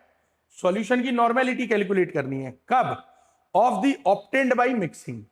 ये तीन केस हैं, इन तीनों में अलग अलग चीजें मिक्स करके सॉल्यूशन बनाए हैं। तो जो भी मिक्सचर बनाया है, सॉल्यूशन, जो दो सॉल्यूशन को मिक्स करके एक तीसरा सॉल्यूशन बना नया, उस सॉल्यूशन की नॉर्मेलिटी पूछिए। तो इसमें फर्स्ट केस निकालेंगे पहले। तो पहला क्वेश्चन, फर्स्ट पार्ट क्या है? 1000 cc, 100 cc। सीसी मतलब समझते हो? क्यूबिक सेंटीमीटर, यानी ये भी वॉल्यूम की यूनिट है। 100 cc 0.2 N H2SO4 प्लस किसके साथ मिक्स किया है? 50 cc ऑफ 0.1 N HCl। अच्छा, दोनों क्या है? क्या है? दोनों एसिड है, और एसिड को मिलाया है, यानी सेम कैटेगरी हो गया कि नहीं? और सेम कैटेगरी के लिए नॉर्मेलिटी का फॉर्मूला क्या था? ये फॉर्मूला था, लगा सकते हैं हम। तो इसके लिए देखो, क्योंकि ये दोनों क्या है? सेम कैटेगरी है। सेम कैटेगरी को सॉल्व करने के लिए हम क्या करेंगे? अगर इसको फर्स्ट मान ले, इस सॉल्यूशन को अगर मैं फर्स्ट मान लूं और इसको क्या मान लूं? सेकंड, तो इस हिसाब से क्या लिख सकते हैं हम?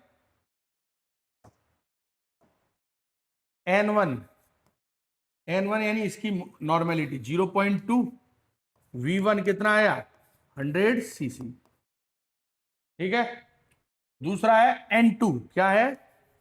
N2 सेकेंड सॉल्यूशन के लिए N2 कितना है? 0.1 N। अच्छा देखो, ये वही केस है H2SO4 और HCl।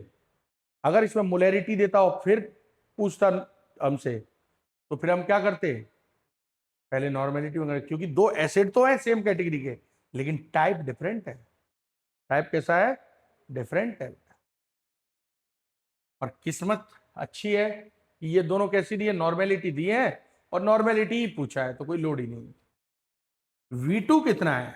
वॉल्यूम 2 उसका कितना है? 50 cc। ये है। तो हम क्या कर सकते हैं? हम इसमें फॉर्मूला लगा सकते हैं, we no N1V1 equals to N2V2। लगा सकते हैं। N1 यानी फर्स्ट नॉर्मेलिटी कितनी है? 0.2। V1 कितना है? 100। N2 सेकेंड नॉर्मेलिटी कितनी है? 0.1। V2 कितनी है? 50। सॉरी, ये क्यों लगाएंगे? यूटिलाइजेशन थोड़ी कर रहे हैं। We know N equals to N1V1 plus N2V2 upon V1 plus V2। तो नॉर्मेलिटी कितनी है? 0.1 into 100 plus, sorry 0.2 into 100 into 0.1 into 50 upon 100 plus 50। तो यहां से नॉर्मेलिटी क्या आ गई, इसका मल्टीप्लाई किया 20 प्लस 5 और अपॉन 150। तो यहां से नॉर्मेलिटी क्या आ गई 25 upon 150,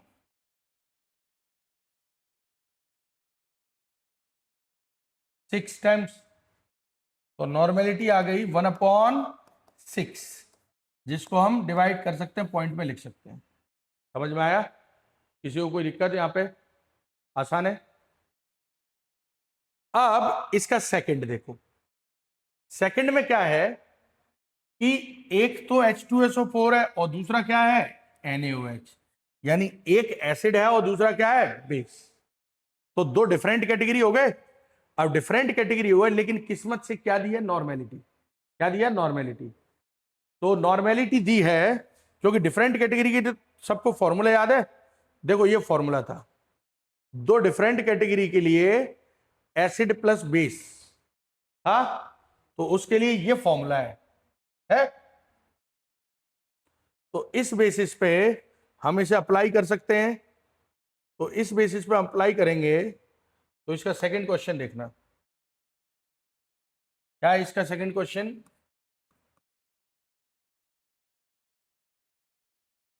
100 cc of 0.1 H2SO4 and 100 cc of 0.2 NaOH. 100 cc of 0.1 N H2SO4 and 100 cc of 0.2 N NaOH। ये है, दोनों डिफरेंट कैटेगरी के हैं, डिफरेंट कैटेगरी के हैं। तो इसमें क्योंकि देखो एक H2SO4, हाँ, तो डिफरेंट कैटेगरी के, तो अगर मैं इसको 1 मान लूं और इसको क्या मान लूं 2, क्योंकि वही वैसे भी एसिड को 1 और बेस को 2 मान रहे हैं। तो N1 क्या आ गया 0.1, V1 क्या आ गया 100 cc, cc मतलब क्यूबिक सेंटीमीटर, ठीक। N2 क्या आ गया 0.2N, V2 क्या आ गया 100 cc, ठीक। अब वी नो, हम जानते हैं क्या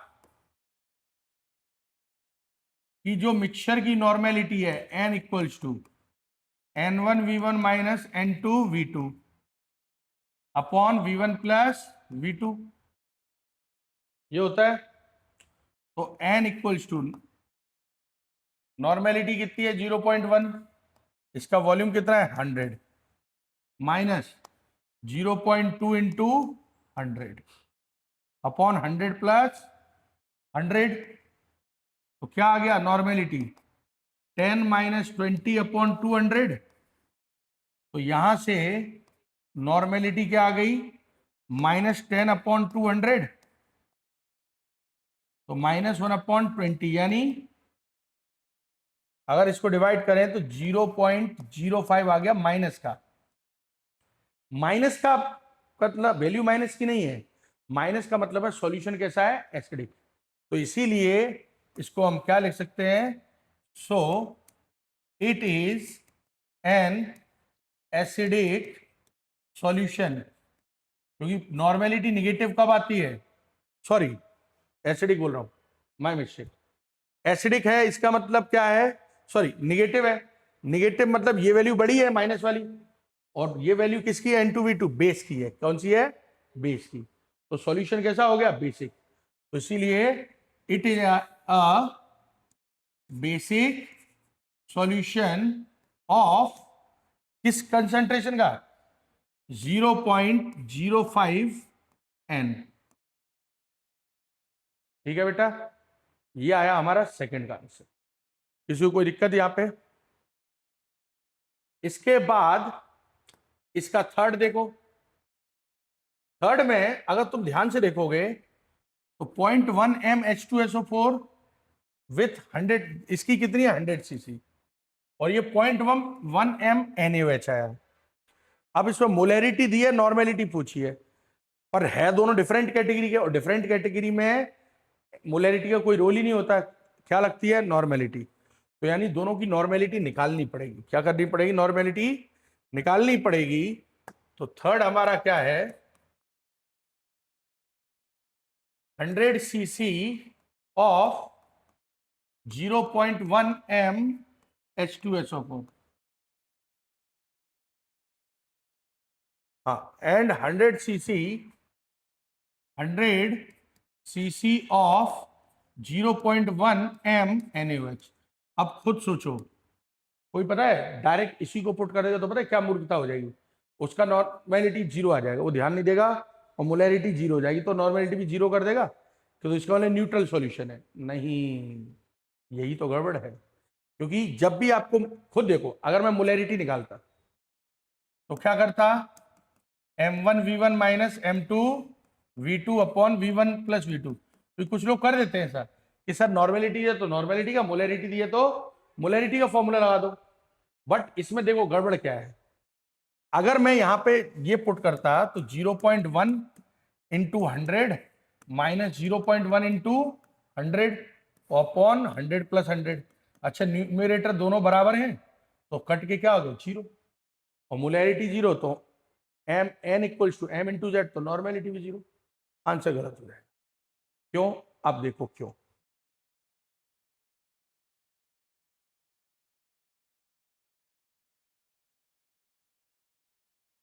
इसको हम फर्स्ट मान सकते हैं और इसको क्या मान सकते हैं? सेकंड।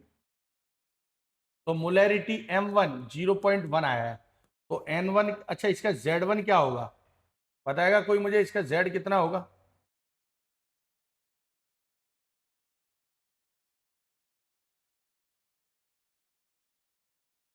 Z1, क्योंकि H2SO4 है तो Z1 क्या आ गया?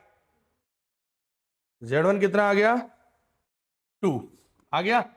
तो N1 क्या हो जाएगा? M1 इंटू Z1, यानी 0.1 इंटू 2 क्या आ गया? 0.2। ठीक है, और वॉल्यूम तो दिया ही है कितना? 100 cc।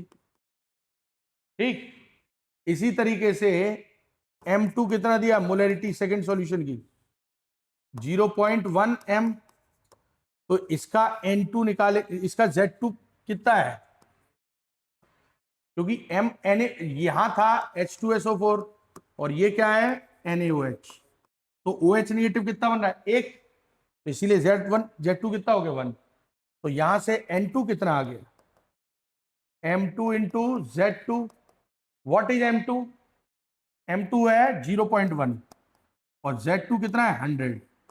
तो ये कितना आ गया? सॉरी, Z2 है 1, तो ये कितना आ गया? 0.1 आ गया। क्या? नॉर्मेलिटी। अब मैं दोनों को पुट करूंगा तो वी नो नॉर्मेलिटी होता है N1V1 minus N2V2 upon V1 plus V2। N1 कितना है? What is N1? N1 है हमारा 0.2। V1 कितना है? 100 माइनस ये है 0.1 और ये 100 अपॉन 100 प्लस 100। तो ये आ गया 20 माइनस 10 अपॉन 200। तो ये आ गया 10 अपॉन 200, तो 1 अपॉन 20 यानी 0.05 आ गई नॉर्मेलिटी। आ गई। तो नॉर्मेलिटी क्या आई? प्लस की आई, और प्लस की आई यानी कैसा सॉल्यूशन है? एसिडिक। तो इसीलिए हम इसमें क्या लिख देंगे?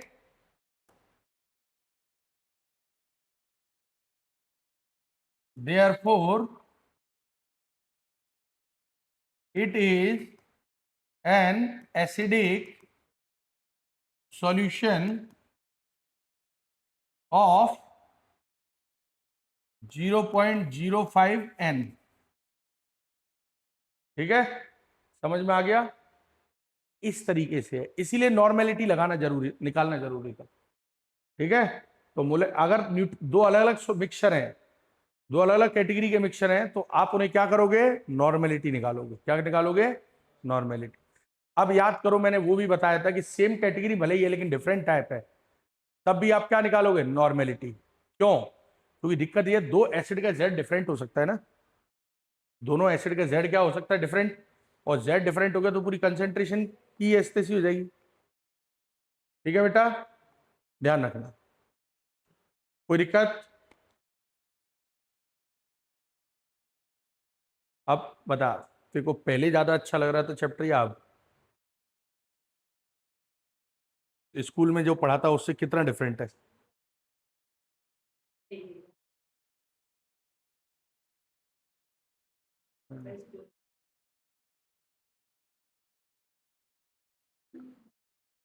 इतना पढ़ाया ही नहीं होगा। नहीं, कितनी जल्दी करा दिए तो इसका मतलब सोच ले कैसे गिरवाए होंगे। इसीलिए न्यूमेरिकल करना बहुत जरूरी है, बहुत सारी चीजें क्लियर होती है न्यूमेरिकल से। अब आगे सुनो, देखो बेटा,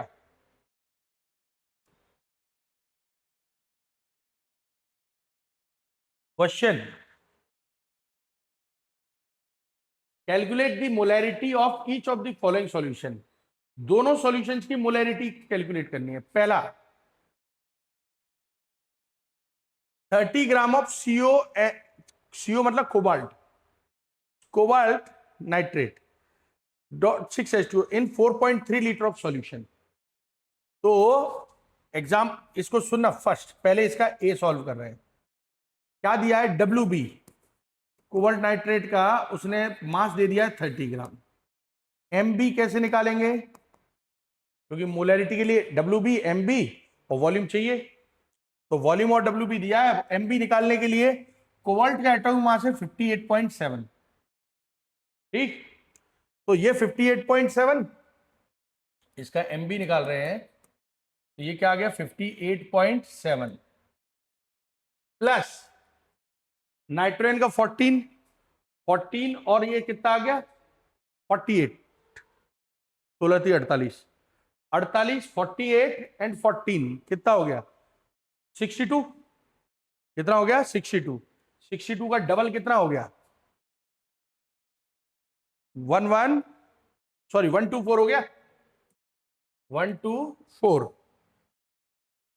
प्लस, और H2SO4 के 6 मोल भी तो है, क्रिस्टलाइज्ड है, तो 6 मोल है, तो एक वाटर का 18 होता है, तो 6 का 6 इंटू 18, 18 6 का कितना होता है?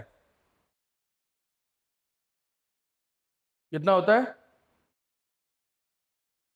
18 6 जा 128 थोड़ी होगा। तो कैलकुलेशन फास्ट, 108 कितना है? 108 पक्का? 108, वेरी, कैलकुलेशन फास्ट होगी तो इनमें टाइम कम जाएगा, ध्यान रखना। तो अपनी कैलकुलेशन क्या करो? फास्ट रखो। तो इसको जोड़ दो, तो MB कितना आ गया? 0.7, तो ये आया 8 for 12, 12 8 20, 2 2 4 5 4 9, 19, और फिर ये 290.7 आ गया। कितना आ गया? 290.7, यही आया। हाँ हाँ, 290.7 ग्राम पर मोल। और वॉल्यूम दिया है कितना? 4.3 लीटर सॉल्यूशन का। तो हमें पता है मोलैरिटी का formula, molarity equals to WB upon MB into 1 upon volume in litre, ये लगेगा। तो इस हिसाब से मोलैरिटी इक्वल्स टू WB कितना है? 30, MB कितना है? 290.7 इंटू 1 अपॉन वॉल्यूम कितना है? 4.3, ठीक है, ये है। तो यहां से डेसिमल हटा, यहां एक जीरो आ गया, यहां से डेसिमल हटा, यहां एक और जीरो आ गया, तो मोलैरिटी क्या हो गया? 3000 अपॉन 2907 इंटू 43। कितना आया ये कैलकुलेट करके?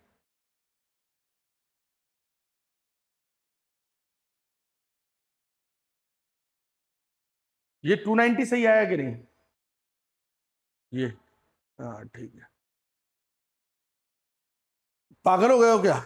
नीचे का डिनोमिनेटर बड़ा है तो 44 क्यों आएगा? 0 पॉइंट आएगा ना।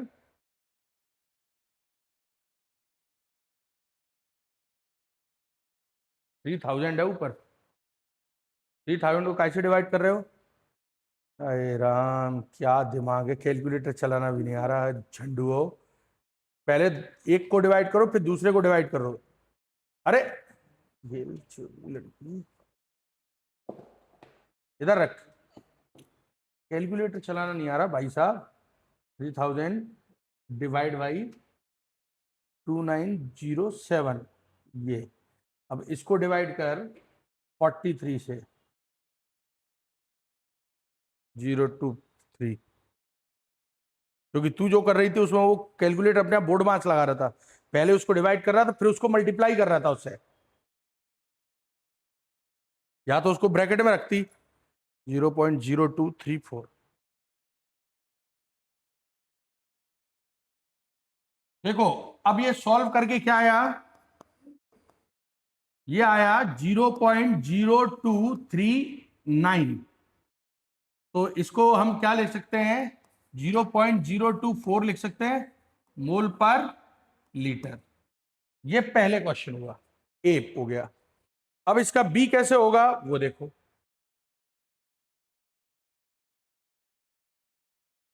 इसके बी के लिए देखो उसने क्या बोला है, 30 ml of 0.5 m H2SO4 diluted to 500 ml, यानी 30 ml H2SO4 था और उसको डाइल्यूट करके 500 ml तक ले गए हो। कितना ले गए हो? 500 ml। तो इस हिसाब से हम क्या करेंगे, अब डाइल्यूशन का केस आ गया ये। तो क्वेश्चन क्या है, 30 ml ऑफ 0.5 m के n m H2SO4, H2SO4, ठीक है, टू डाइल्यूटेड टू 500 ml। तो इसमें निकालना क्या है, मोलैरिटी। अब समस्या पता है क्या है, समस्या ये है, ये कौन सा है हमारा, मोलैरिटी भले ही दिया है लेकिन डाइल्यूशन के केस में मोलैरिटी लगता नहीं है। क्या लगता है? नॉर्मेलिटी। क्या लगता है? नॉर्मेलिटी। डाइल्यूशन और मोलैरिटी का फॉर्मूला है क्या, देना।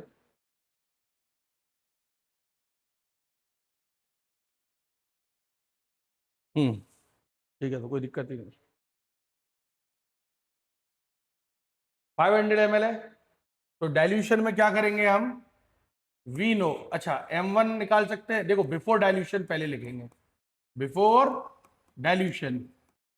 तो डाइल्यूशन से पहले क्या आ गया, बिफोर डाइल्यूशन m1 कितना है, 0.5, ठीक है। v1 कितना है, 300 ml, सॉरी 30 ml, कितना है, 30 ml। अब लिखेंगे आफ्टर डाइल्यूशन, डाइल्यूशन के बाद मोलैरिटी कितनी है नहीं पता, वॉल्यूम कितना चाहिए, 500 ml हो जाना चाहिए सॉल्यूशन का, ठीक। तो ऐसे में फॉर्मूला क्या लगाएंगे, m1v1 इक्वल्स टू m2v2। तो इसका मतलब जो डाइल्यूशन का केस लिखा था हमने, तो इन केस ऑफ डाइल्यूशन यहां एक फॉर्मूला और जोड़ लो कि अगर मोलैरिटी दी हो तो क्या लिख सकते हैं, m1v1 इक्वल्स टू m2v2। बस दोनों में कंडीशन वही है क्या, कि आप क्या है, ये क्या है बिफोर और ये क्या है आफ्टर, आफ्टर डाइल्यूशन, ठीक है। तो यहां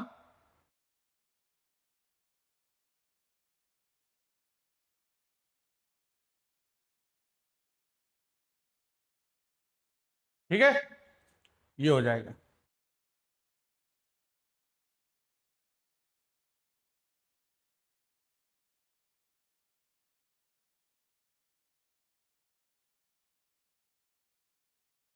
तो m1 कितना है 0.5, v1 कितना है 30, इक्वल्स टू m2 नहीं पता, v2 500, 500 डिवाइड में चला गया, 0.5 इंटू 30 अपॉन 500 इक्वल्स टू क्या आ गया m2। डेसिमल हटाया, नीचे क्या आ गया 10। एक जीरो से एक जीरो कट गया और 5 से काटा, कितना हो गया 100। तो m2 क्या आ गया 3/100। इसे क्या बोलेंगे 0.03 बन गया। मोलैरिटी क्या हो गई 0.03। ये समझ में आया क्या, ये 0.03। ठीक है बेटा, इतना। इसके बाद अगला, अब next concentration term. Next concentration term है फॉर्मेलिटी। क्या है formality?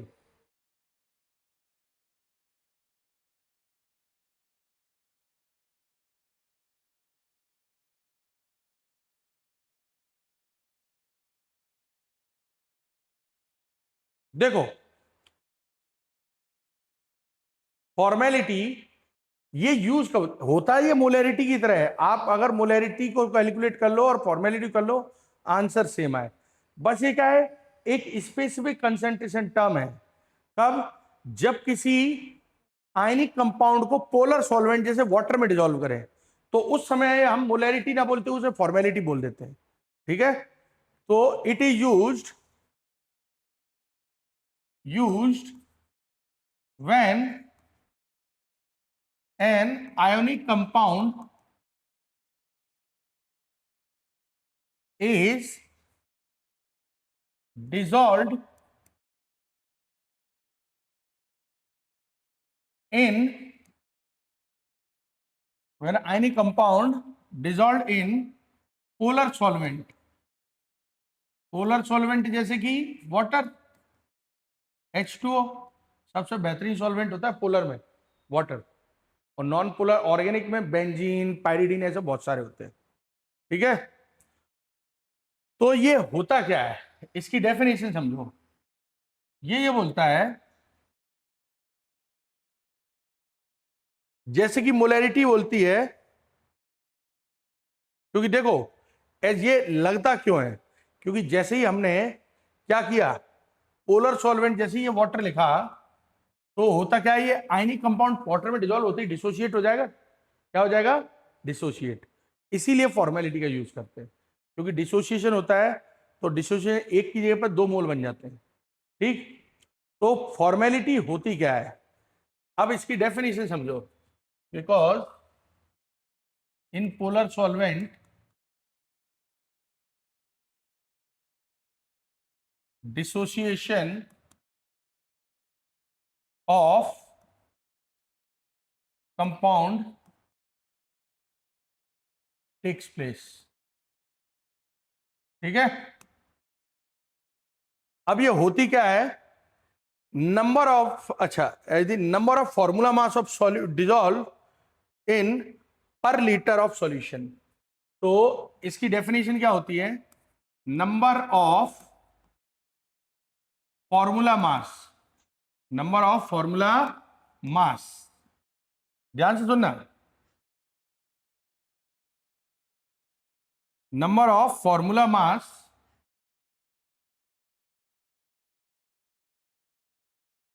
dissolved in 1 liter of solution। किसी number of formula mass present in 1 litre of solution. तो यहां से समझना, अब सर ये नया टर्म क्या आ गया, हमने मोल पढ़ लिए, ग्राम इक्विवेलेंट पढ़ लिए, फॉर्मूला मास क्या होता है? देखो फॉर्मूला मास का तरीका होता है, फॉर्मूला मास यानी बेसिकली, अगर इसको मैथमेटिकली मैं बोलूं, पहले ये समझो, मैथमेटिकली अगर मैं इससे बोलना चाहूं, तो इसका फॉर्मूला हो गया formality equals to number of formula mass upon volume in litre. लेकिन फॉर्मूला मास कैसे निकालेंगे, नंबर ऑफ फॉर्मूला मास? तो इसका सिंपल सा तरीका होता है, फॉर्मूला मास जो होता है हमारा, वो होता है weight, number of formula mass of solute होता है, number of formula mass of solute.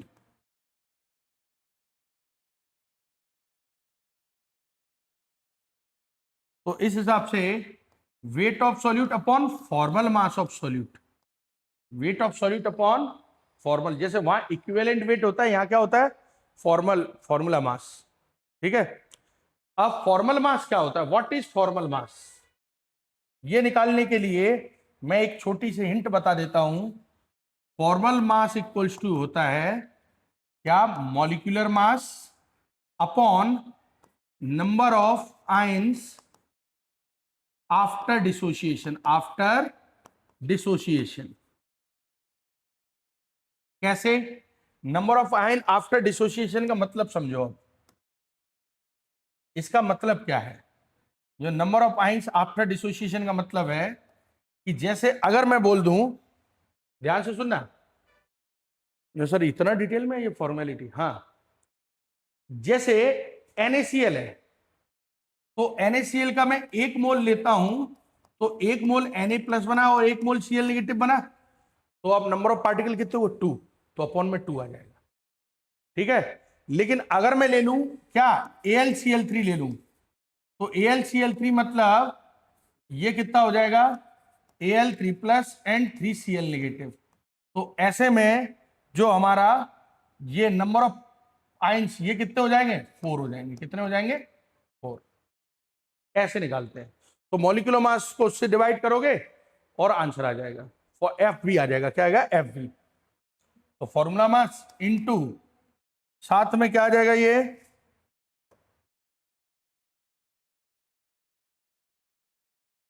Into 1 volume in litre. अगर मिलीलीटर में हो तो इसमें क्या लग जाता है, 1000 बस।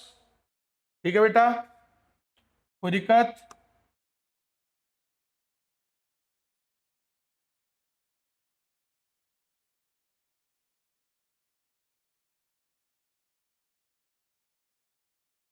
ठीक है बेटा, यहां तक क्लियर हुआ। इसके बाद नेक्स्ट सुनो, नेक्स्ट है हमारा मोल फ्रैक्शन। क्या है, मोल फ्रैक्शन। मोल फ्रैक्शन होता क्या है, रेशियो होता है, it is the ratio of number of moles of solute,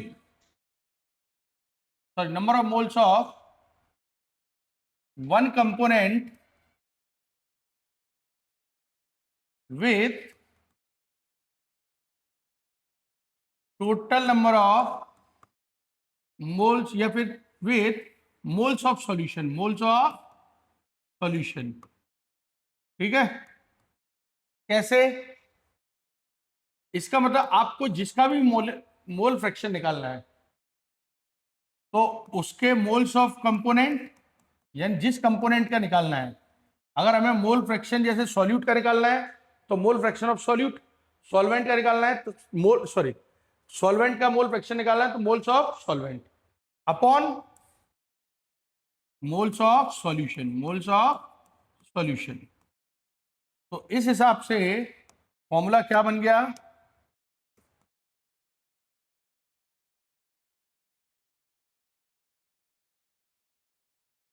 XA, ए मतलब सॉल्वेंट, तो सॉल्वेंट मतलब नंबर ऑफ मोल्स यानी NB अपॉन Na+ NB।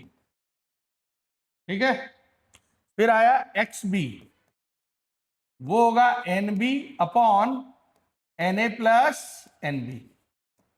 इतना क्लियर हुआ। तो यहां से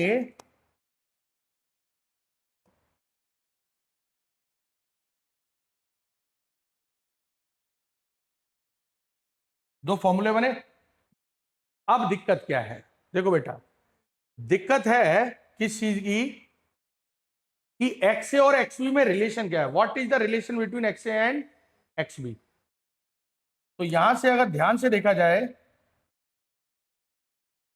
अगर इन दोनों को जोड़ता हूं मैं, तो न्यूमरेटर डिनोमिनेटर दोनों सेम हो जाएंगे, इसलिए कट के क्या आ जाएगा, 1।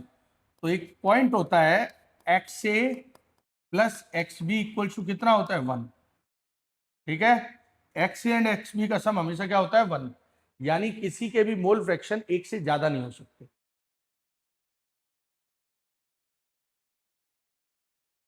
अच्छा ये सॉरी, यहां क्या आएगा, Na आएगा, यहां आएगा Na, मैंने बी लिख दिया था, ए आएगा। ठीक है, ये समझ में आ गया। अच्छा इसकी यूनिट क्या होती है, मोल फ्रैक्शन की यूनिट क्या होती है, यूनिटलेस क्वांटिटी होती है। क्यों, क्योंकि है ऊपर भी मोल है और नीचे भी मोल है, तो मोल से मोल कट गई यानी क्या हो गई, यूनिटलेस क्वांटिटी, याद रखना। अब है लास्ट कंसंट्रेशन टर्म्स, पार्ट्स पर मिलियन, पार्ट्स पर मिलियन यानी पीपीएम। देखो पीपीएम क्या बोलता है पहले वो समझो। पीपीएम बोल रहा है कि अगर देखो, ये पहली बात तो यूज कहां होता है, ये ऐसी जगह यूज होता है जब सॉल्यूशन वेरी वेरी डाइल्यूट हो। जैसे तुमने सुना है कि हमारे यहाँ जो नर्मदा का पानी आता है वो क्लोरीनेटेड होता है, यानी ट्रीटमेंट होता है, वो उसको साफ किया जाता है। साफ मतलब कोई पैथोजेंस वगैरह तो नहीं है, कोई बीमारी के बैक्टीरिया वगैरह, तो क्लोरीनेटेड वाटर होता है। तुम्हें क्या लग रहा है उसमें खूब सारी क्लोरीन मिला देंगे और थैली की थैली जब क्लोरीन जैसे ब्लीचिंग पाउडर लेकर मिला ही दो उसमें? नहीं, बहुत कम मिलाते हैं, बहुत कम, इतना कम कि बस क्लियर हो जाए, क्योंकि फिर वो हमारे लिए भी तो अनहेल्दी हो जाएगा। तो इसीलिए ध्यान रखना कि क्लोरीनेटेड वाटर होता है ये सब, जब कंसंट्रेशन जैसे ऐसा, पता है कितना मिलाते हैं ड्रिंकिंग वाटर में, 1 लीटर में मुश्किल से 1 ग्राम। ठीक है, इस अमाउंट में ऐसे मिलाते हैं। तो जब हम बहुत कम मिलाएं, यानी सॉल्यूट का अमाउंट वेरी लेस हो एज कंपेयर टू सॉल्वेंट, तो ऐसे में जो कंसंट्रेशन टर्म यूज होता है उसे बोलते हैं पीपीएम, पार्ट्स पर मिलियन। यानी 1 million solution, 1 million parts of solution में इतना हमारा सॉल्यूट है। 1 मिलियन समझ रहे हो, 10 लाख, 10⁶। तो इसकी डेफिनेशन क्या कहती है कि अमाउंट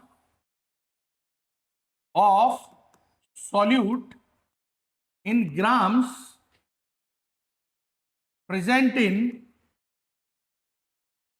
1 मिलियन, 1 मिलियन में 10⁶ पार्ट्स ऑफ सॉल्यूशन, या फिर जैसे हम ये बोले प्रेजेंट इन पर million parts of solution by mass, solution by mass. ठीक है, सॉल्यूशन के मास के मिलियन पार्ट्स में। तो मैथमेटिकली अगर इसे मैं बात करूं तो मैथमेटिकली ये होगा,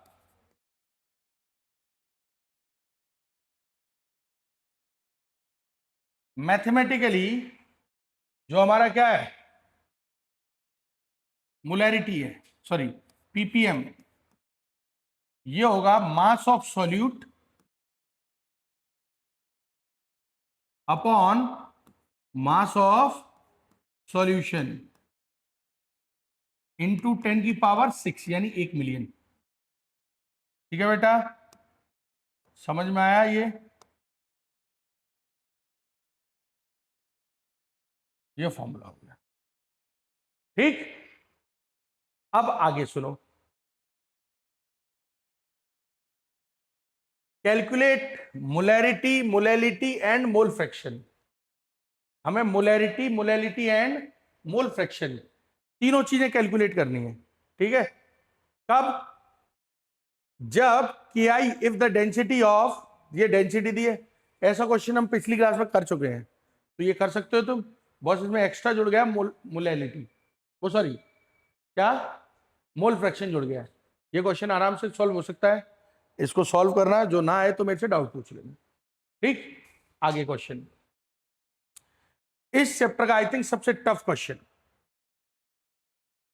इस एक्सरसाइज का कंसंट्रेशन उस पर अच्छा क्वेश्चन है ये बहुत। हाउ मैनी ml ऑफ, अच्छा देखो ये क्वेश्चन टफ क्यों है, इसमें 0.1 ml HCl दिया है, हमें क्या दिया है, 0.1 m HCl दिया है। तो इसके कितने ml में इसको मिक्स करना है, 1 ग्राम mixture of Na2CO3 and NaHCO3, यानी इसके 1 ग्राम मिक्सचर में बताओ 1.1 एम HCl के कितने ml मिक्स करें जिससे वो कंप्लीटली क्या हो जाए, न्यूट्रलाइज हो जाए। अब बेटा मत, क्योंकि HCl एसिड है और ये दोनों क्या है, बेसिक नेचर की सॉल्ट है, तो न्यूट्रलाइज हो जाए। लेकिन दिक्कत ये है कि एक का अमाउंट होता तो हम वो लगा देते, कौन सा, न्यूट्रलाइजेशन। यहां दो चीजों का मिक्सचर है और क्योंकि दोनों की वैल्यू अलग अलग होती है, इसके लिए Z2 होता है और इसके लिए Z1 है, तो इसका मतलब दोनों की कंसेंट्रेशन भी डिफरेंट होगी, तो दोनों के लिए अलग अलग वॉल्यूम निकलेगा और फिर दोनों को जोड़ के जो निकलेगा वो आंसर होगा। तो देखो इसको करेंगे कैसे। मैं मान लूं कि लेट जो हमारा Na2CO3, क्योंकि दोनों का मिक्सचर 1 ग्राम है, तो मैंने लेट Na2CO3 कितना मान लिया, x ग्राम मान लिया, तो इसका मतलब NaHCO3 कितना हो जाएगा, 1 माइनस एक्स हो जाएगा कि नहीं, क्योंकि दोनों का टोटल 1 ग्राम है, तो ये वो x है, तो ये क्या हो गया, 1 माइनस एक्स। अब मास आ गया तो नंबर ऑफ मोल्स निकाल सकते हैं कि नहीं, number of moles of Na2CO3, moles क्या होता है, अगर ठीक है तो कैसे निकलेंगे number of moles of Na2CO3 को, इसका मास यानी x और Na2CO3 का मॉलिक्यूलर मास, इसका मॉलिक्यूलर मोलर मास कितना होगा, Na का क्या है 2346 और CO3 कार्बोनेट का कितना है 12 और 48 60 60 एंड 46 106, कितना आ गया 106, ये आ गया। तो ये नंबर ऑफ मोल्स निकला है इसके Na2CO3, तो इसका मतलब number of moles of NaHCO3 ये कितने आ गए, 1 माइनस एक्स अपॉन, अच्छा Na यानी ये कितना है, ये तो 60 है और ये 23 24, तो 24 और 60 84 हो गया, ये नंबर ऑफ मोल इसके आ गया। अब क्वेश्चन पढ़ो आगे, containing equimolar of amount of two, दोनों के मोल्स इक्वल हैं, क्योंकि इक्विमोलर बोला मतलब इक्वल मोल्स है, तो अगर मोल्स इक्वल है तो यहां से एक्स की वैल्यू निकल आएगी। तो since moles of mixture is equimolar, mixture is equimolar, equimolar मतलब कि जो Na इसके मोल्स क्या है Na2CO3 के, वो किसके बराबर होंगे NaHCO3 के बराबर होंगे, मतलब 1 माइनस एक्स अपॉन 84, तो ये कितना आ गया 84x equals to 106 minus 106x, 106 इधर आ गया तो 84x plus 106x equals to 106, तो ये कितना आ गया 190, 106, तो x कितना आ गया 106 अपॉन 190, ये आया। अब इसको डिवाइड करेंगे तो क्या आएगा, कितना आ रहा है,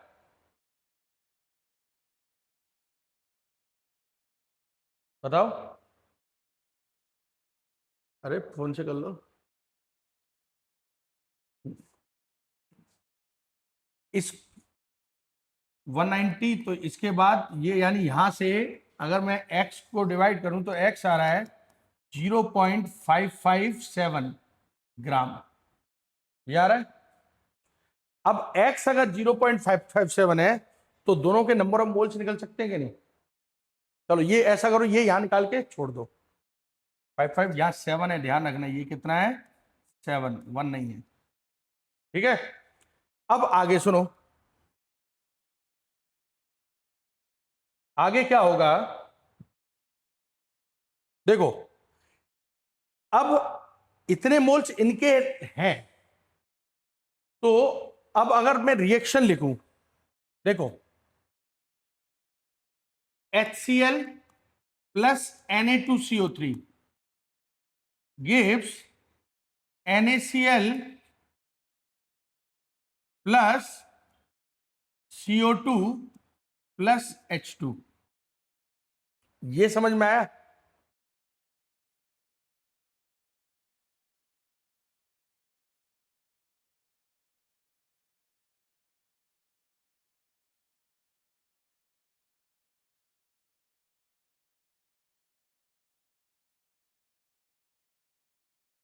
H2O। अब बोलोगे सर ये रिएक्शन कैसे पता चलेगी? 10th क्लास याद करो, जब एसिड किसी मेटल कार्बोनेट या बाई कार्बोनेट से रिएक्ट करता है तो salt plus water plus CO2 बनाता है। याद है acid base and salt chapter का? ये वही की रिएक्शन थी।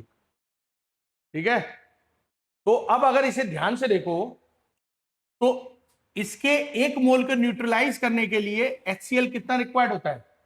2 मोल। इसके 1 मोल को खत्म करने के लिए HCl 2 मोल, तो इसके मोल कितने हैं Na2CO3 के? X अपॉन 106 मोल है, तो इसका मतलब इसके कितने रिक्वायर्ड होंगे? तो यहां से क्या लिख सकते हैं? सो 1 मोल ऑफ Na2CO3 रिक्वायर्स कितने? 2 मोल्स ऑफ HCl। कितने मोल रिक्वायर्ड है HCl के? 2 मोल। तो हमारे पास Na2CO3 कितने हैं? 1 upon x, sorry x upon 106 moles of Na2CO3 requires. अच्छा तुम्हें पता है ये क्वेश्चन इतना टफ लग रहा है, ये एनसीईआरटी का क्वेश्चन है, एनसीईआरटी में दिया है ये, तो एनसीईआरटी को हल्के में मत लेना। केमिस्ट्री में एनसीईआरटी बहुत अच्छी बुक है पढ़ने के लिए। तो x upon 106 mole of Na2CO3 requires कितने? अगर ये है तो इसके जस्ट डबल, यानी 2x upon 106 mole of HCl, ये होगा। इसी तरीके से अगर तुम सेकंड रिएक्शन देखोगे, क्या HCl को NaHCO3 से रिएक्ट कराओगे तो ये क्या होगा? NaCl plus CO2 plus H2O। Balance करने के लिए क्या ये बैलेंस है? पहले से बैलेंस है तो कुछ नहीं करना। तो इसका मतलब एक HCl के लिए एक NaHCO3 लग रहा है।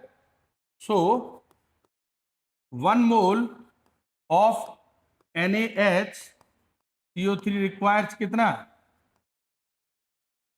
1 मोल ऑफ HCl। कितना HCl लग रहा है? तो हमारे पास कितना है NaHCO3 के मोल? 1 minus x upon 84 moles of NaHCO3 requires कितना आ गया? ये 1 माइनस एक्स उतने ही आ गए, क्योंकि जब ये 1 था वो 1 था, तो जब ये 1 माइनस एक्स अपॉन 84 है तो वो भी कितने हो गए? 1 minus x upon 84 moles of HCl।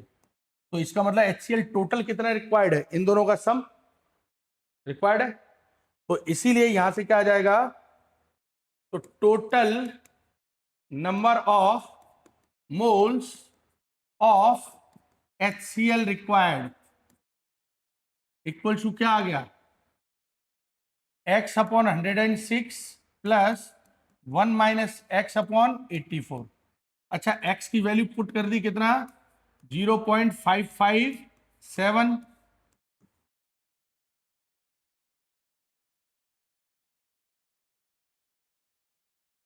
तो ये तो 0.557 अपॉन 106, और ये कितना आ गया? 0.4544 और 3।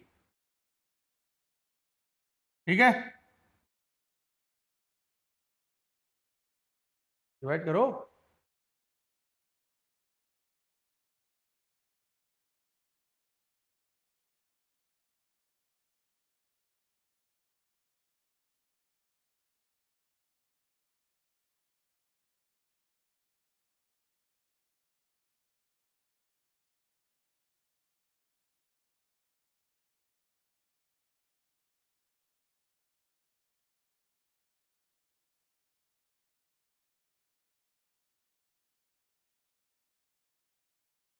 तो ये आ रहा है 0.00525। कितना आ गया? 0.00525 प्लस, और इसको अगर डिवाइड कर रहे हैं कितना आ रहा है?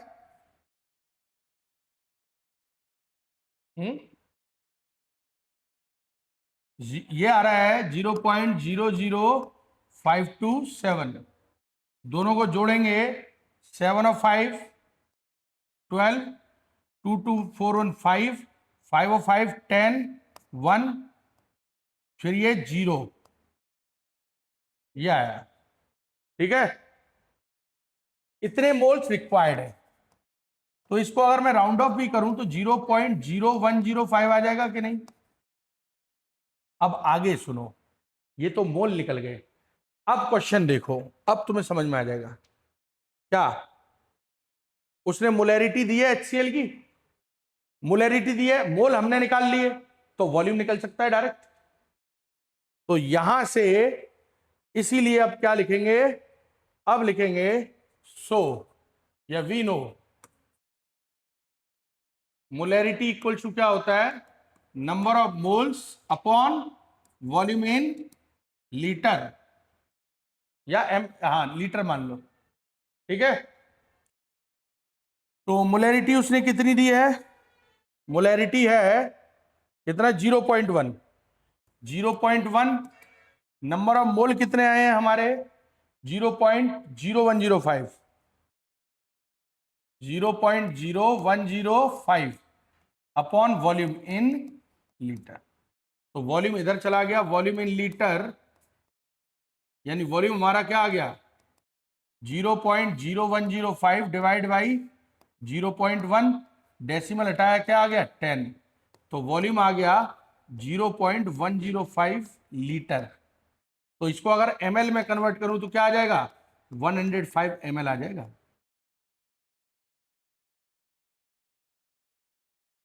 समझ में आया, ये है क्वेश्चन। था दमदार, मस्त था। अब आज हमारे कंसंट्रेशन टर्म्स खत्म हो गए हैं, इस पे क्वेश्चंस कर लिए हैं। और अगर क्वेश्चंस करने हैं तो प्रैक्टिस क्वेश्चन जो फर्स्ट दिया है नोट्स में उसे पूरा कंप्लीट करना है, और जो ना है वो नेक्स्ट क्लास में डाउट पूछ सकते हो। यहाँ ये चैप्टर फिनिश होता है। ठीक है बेटा, ठीक।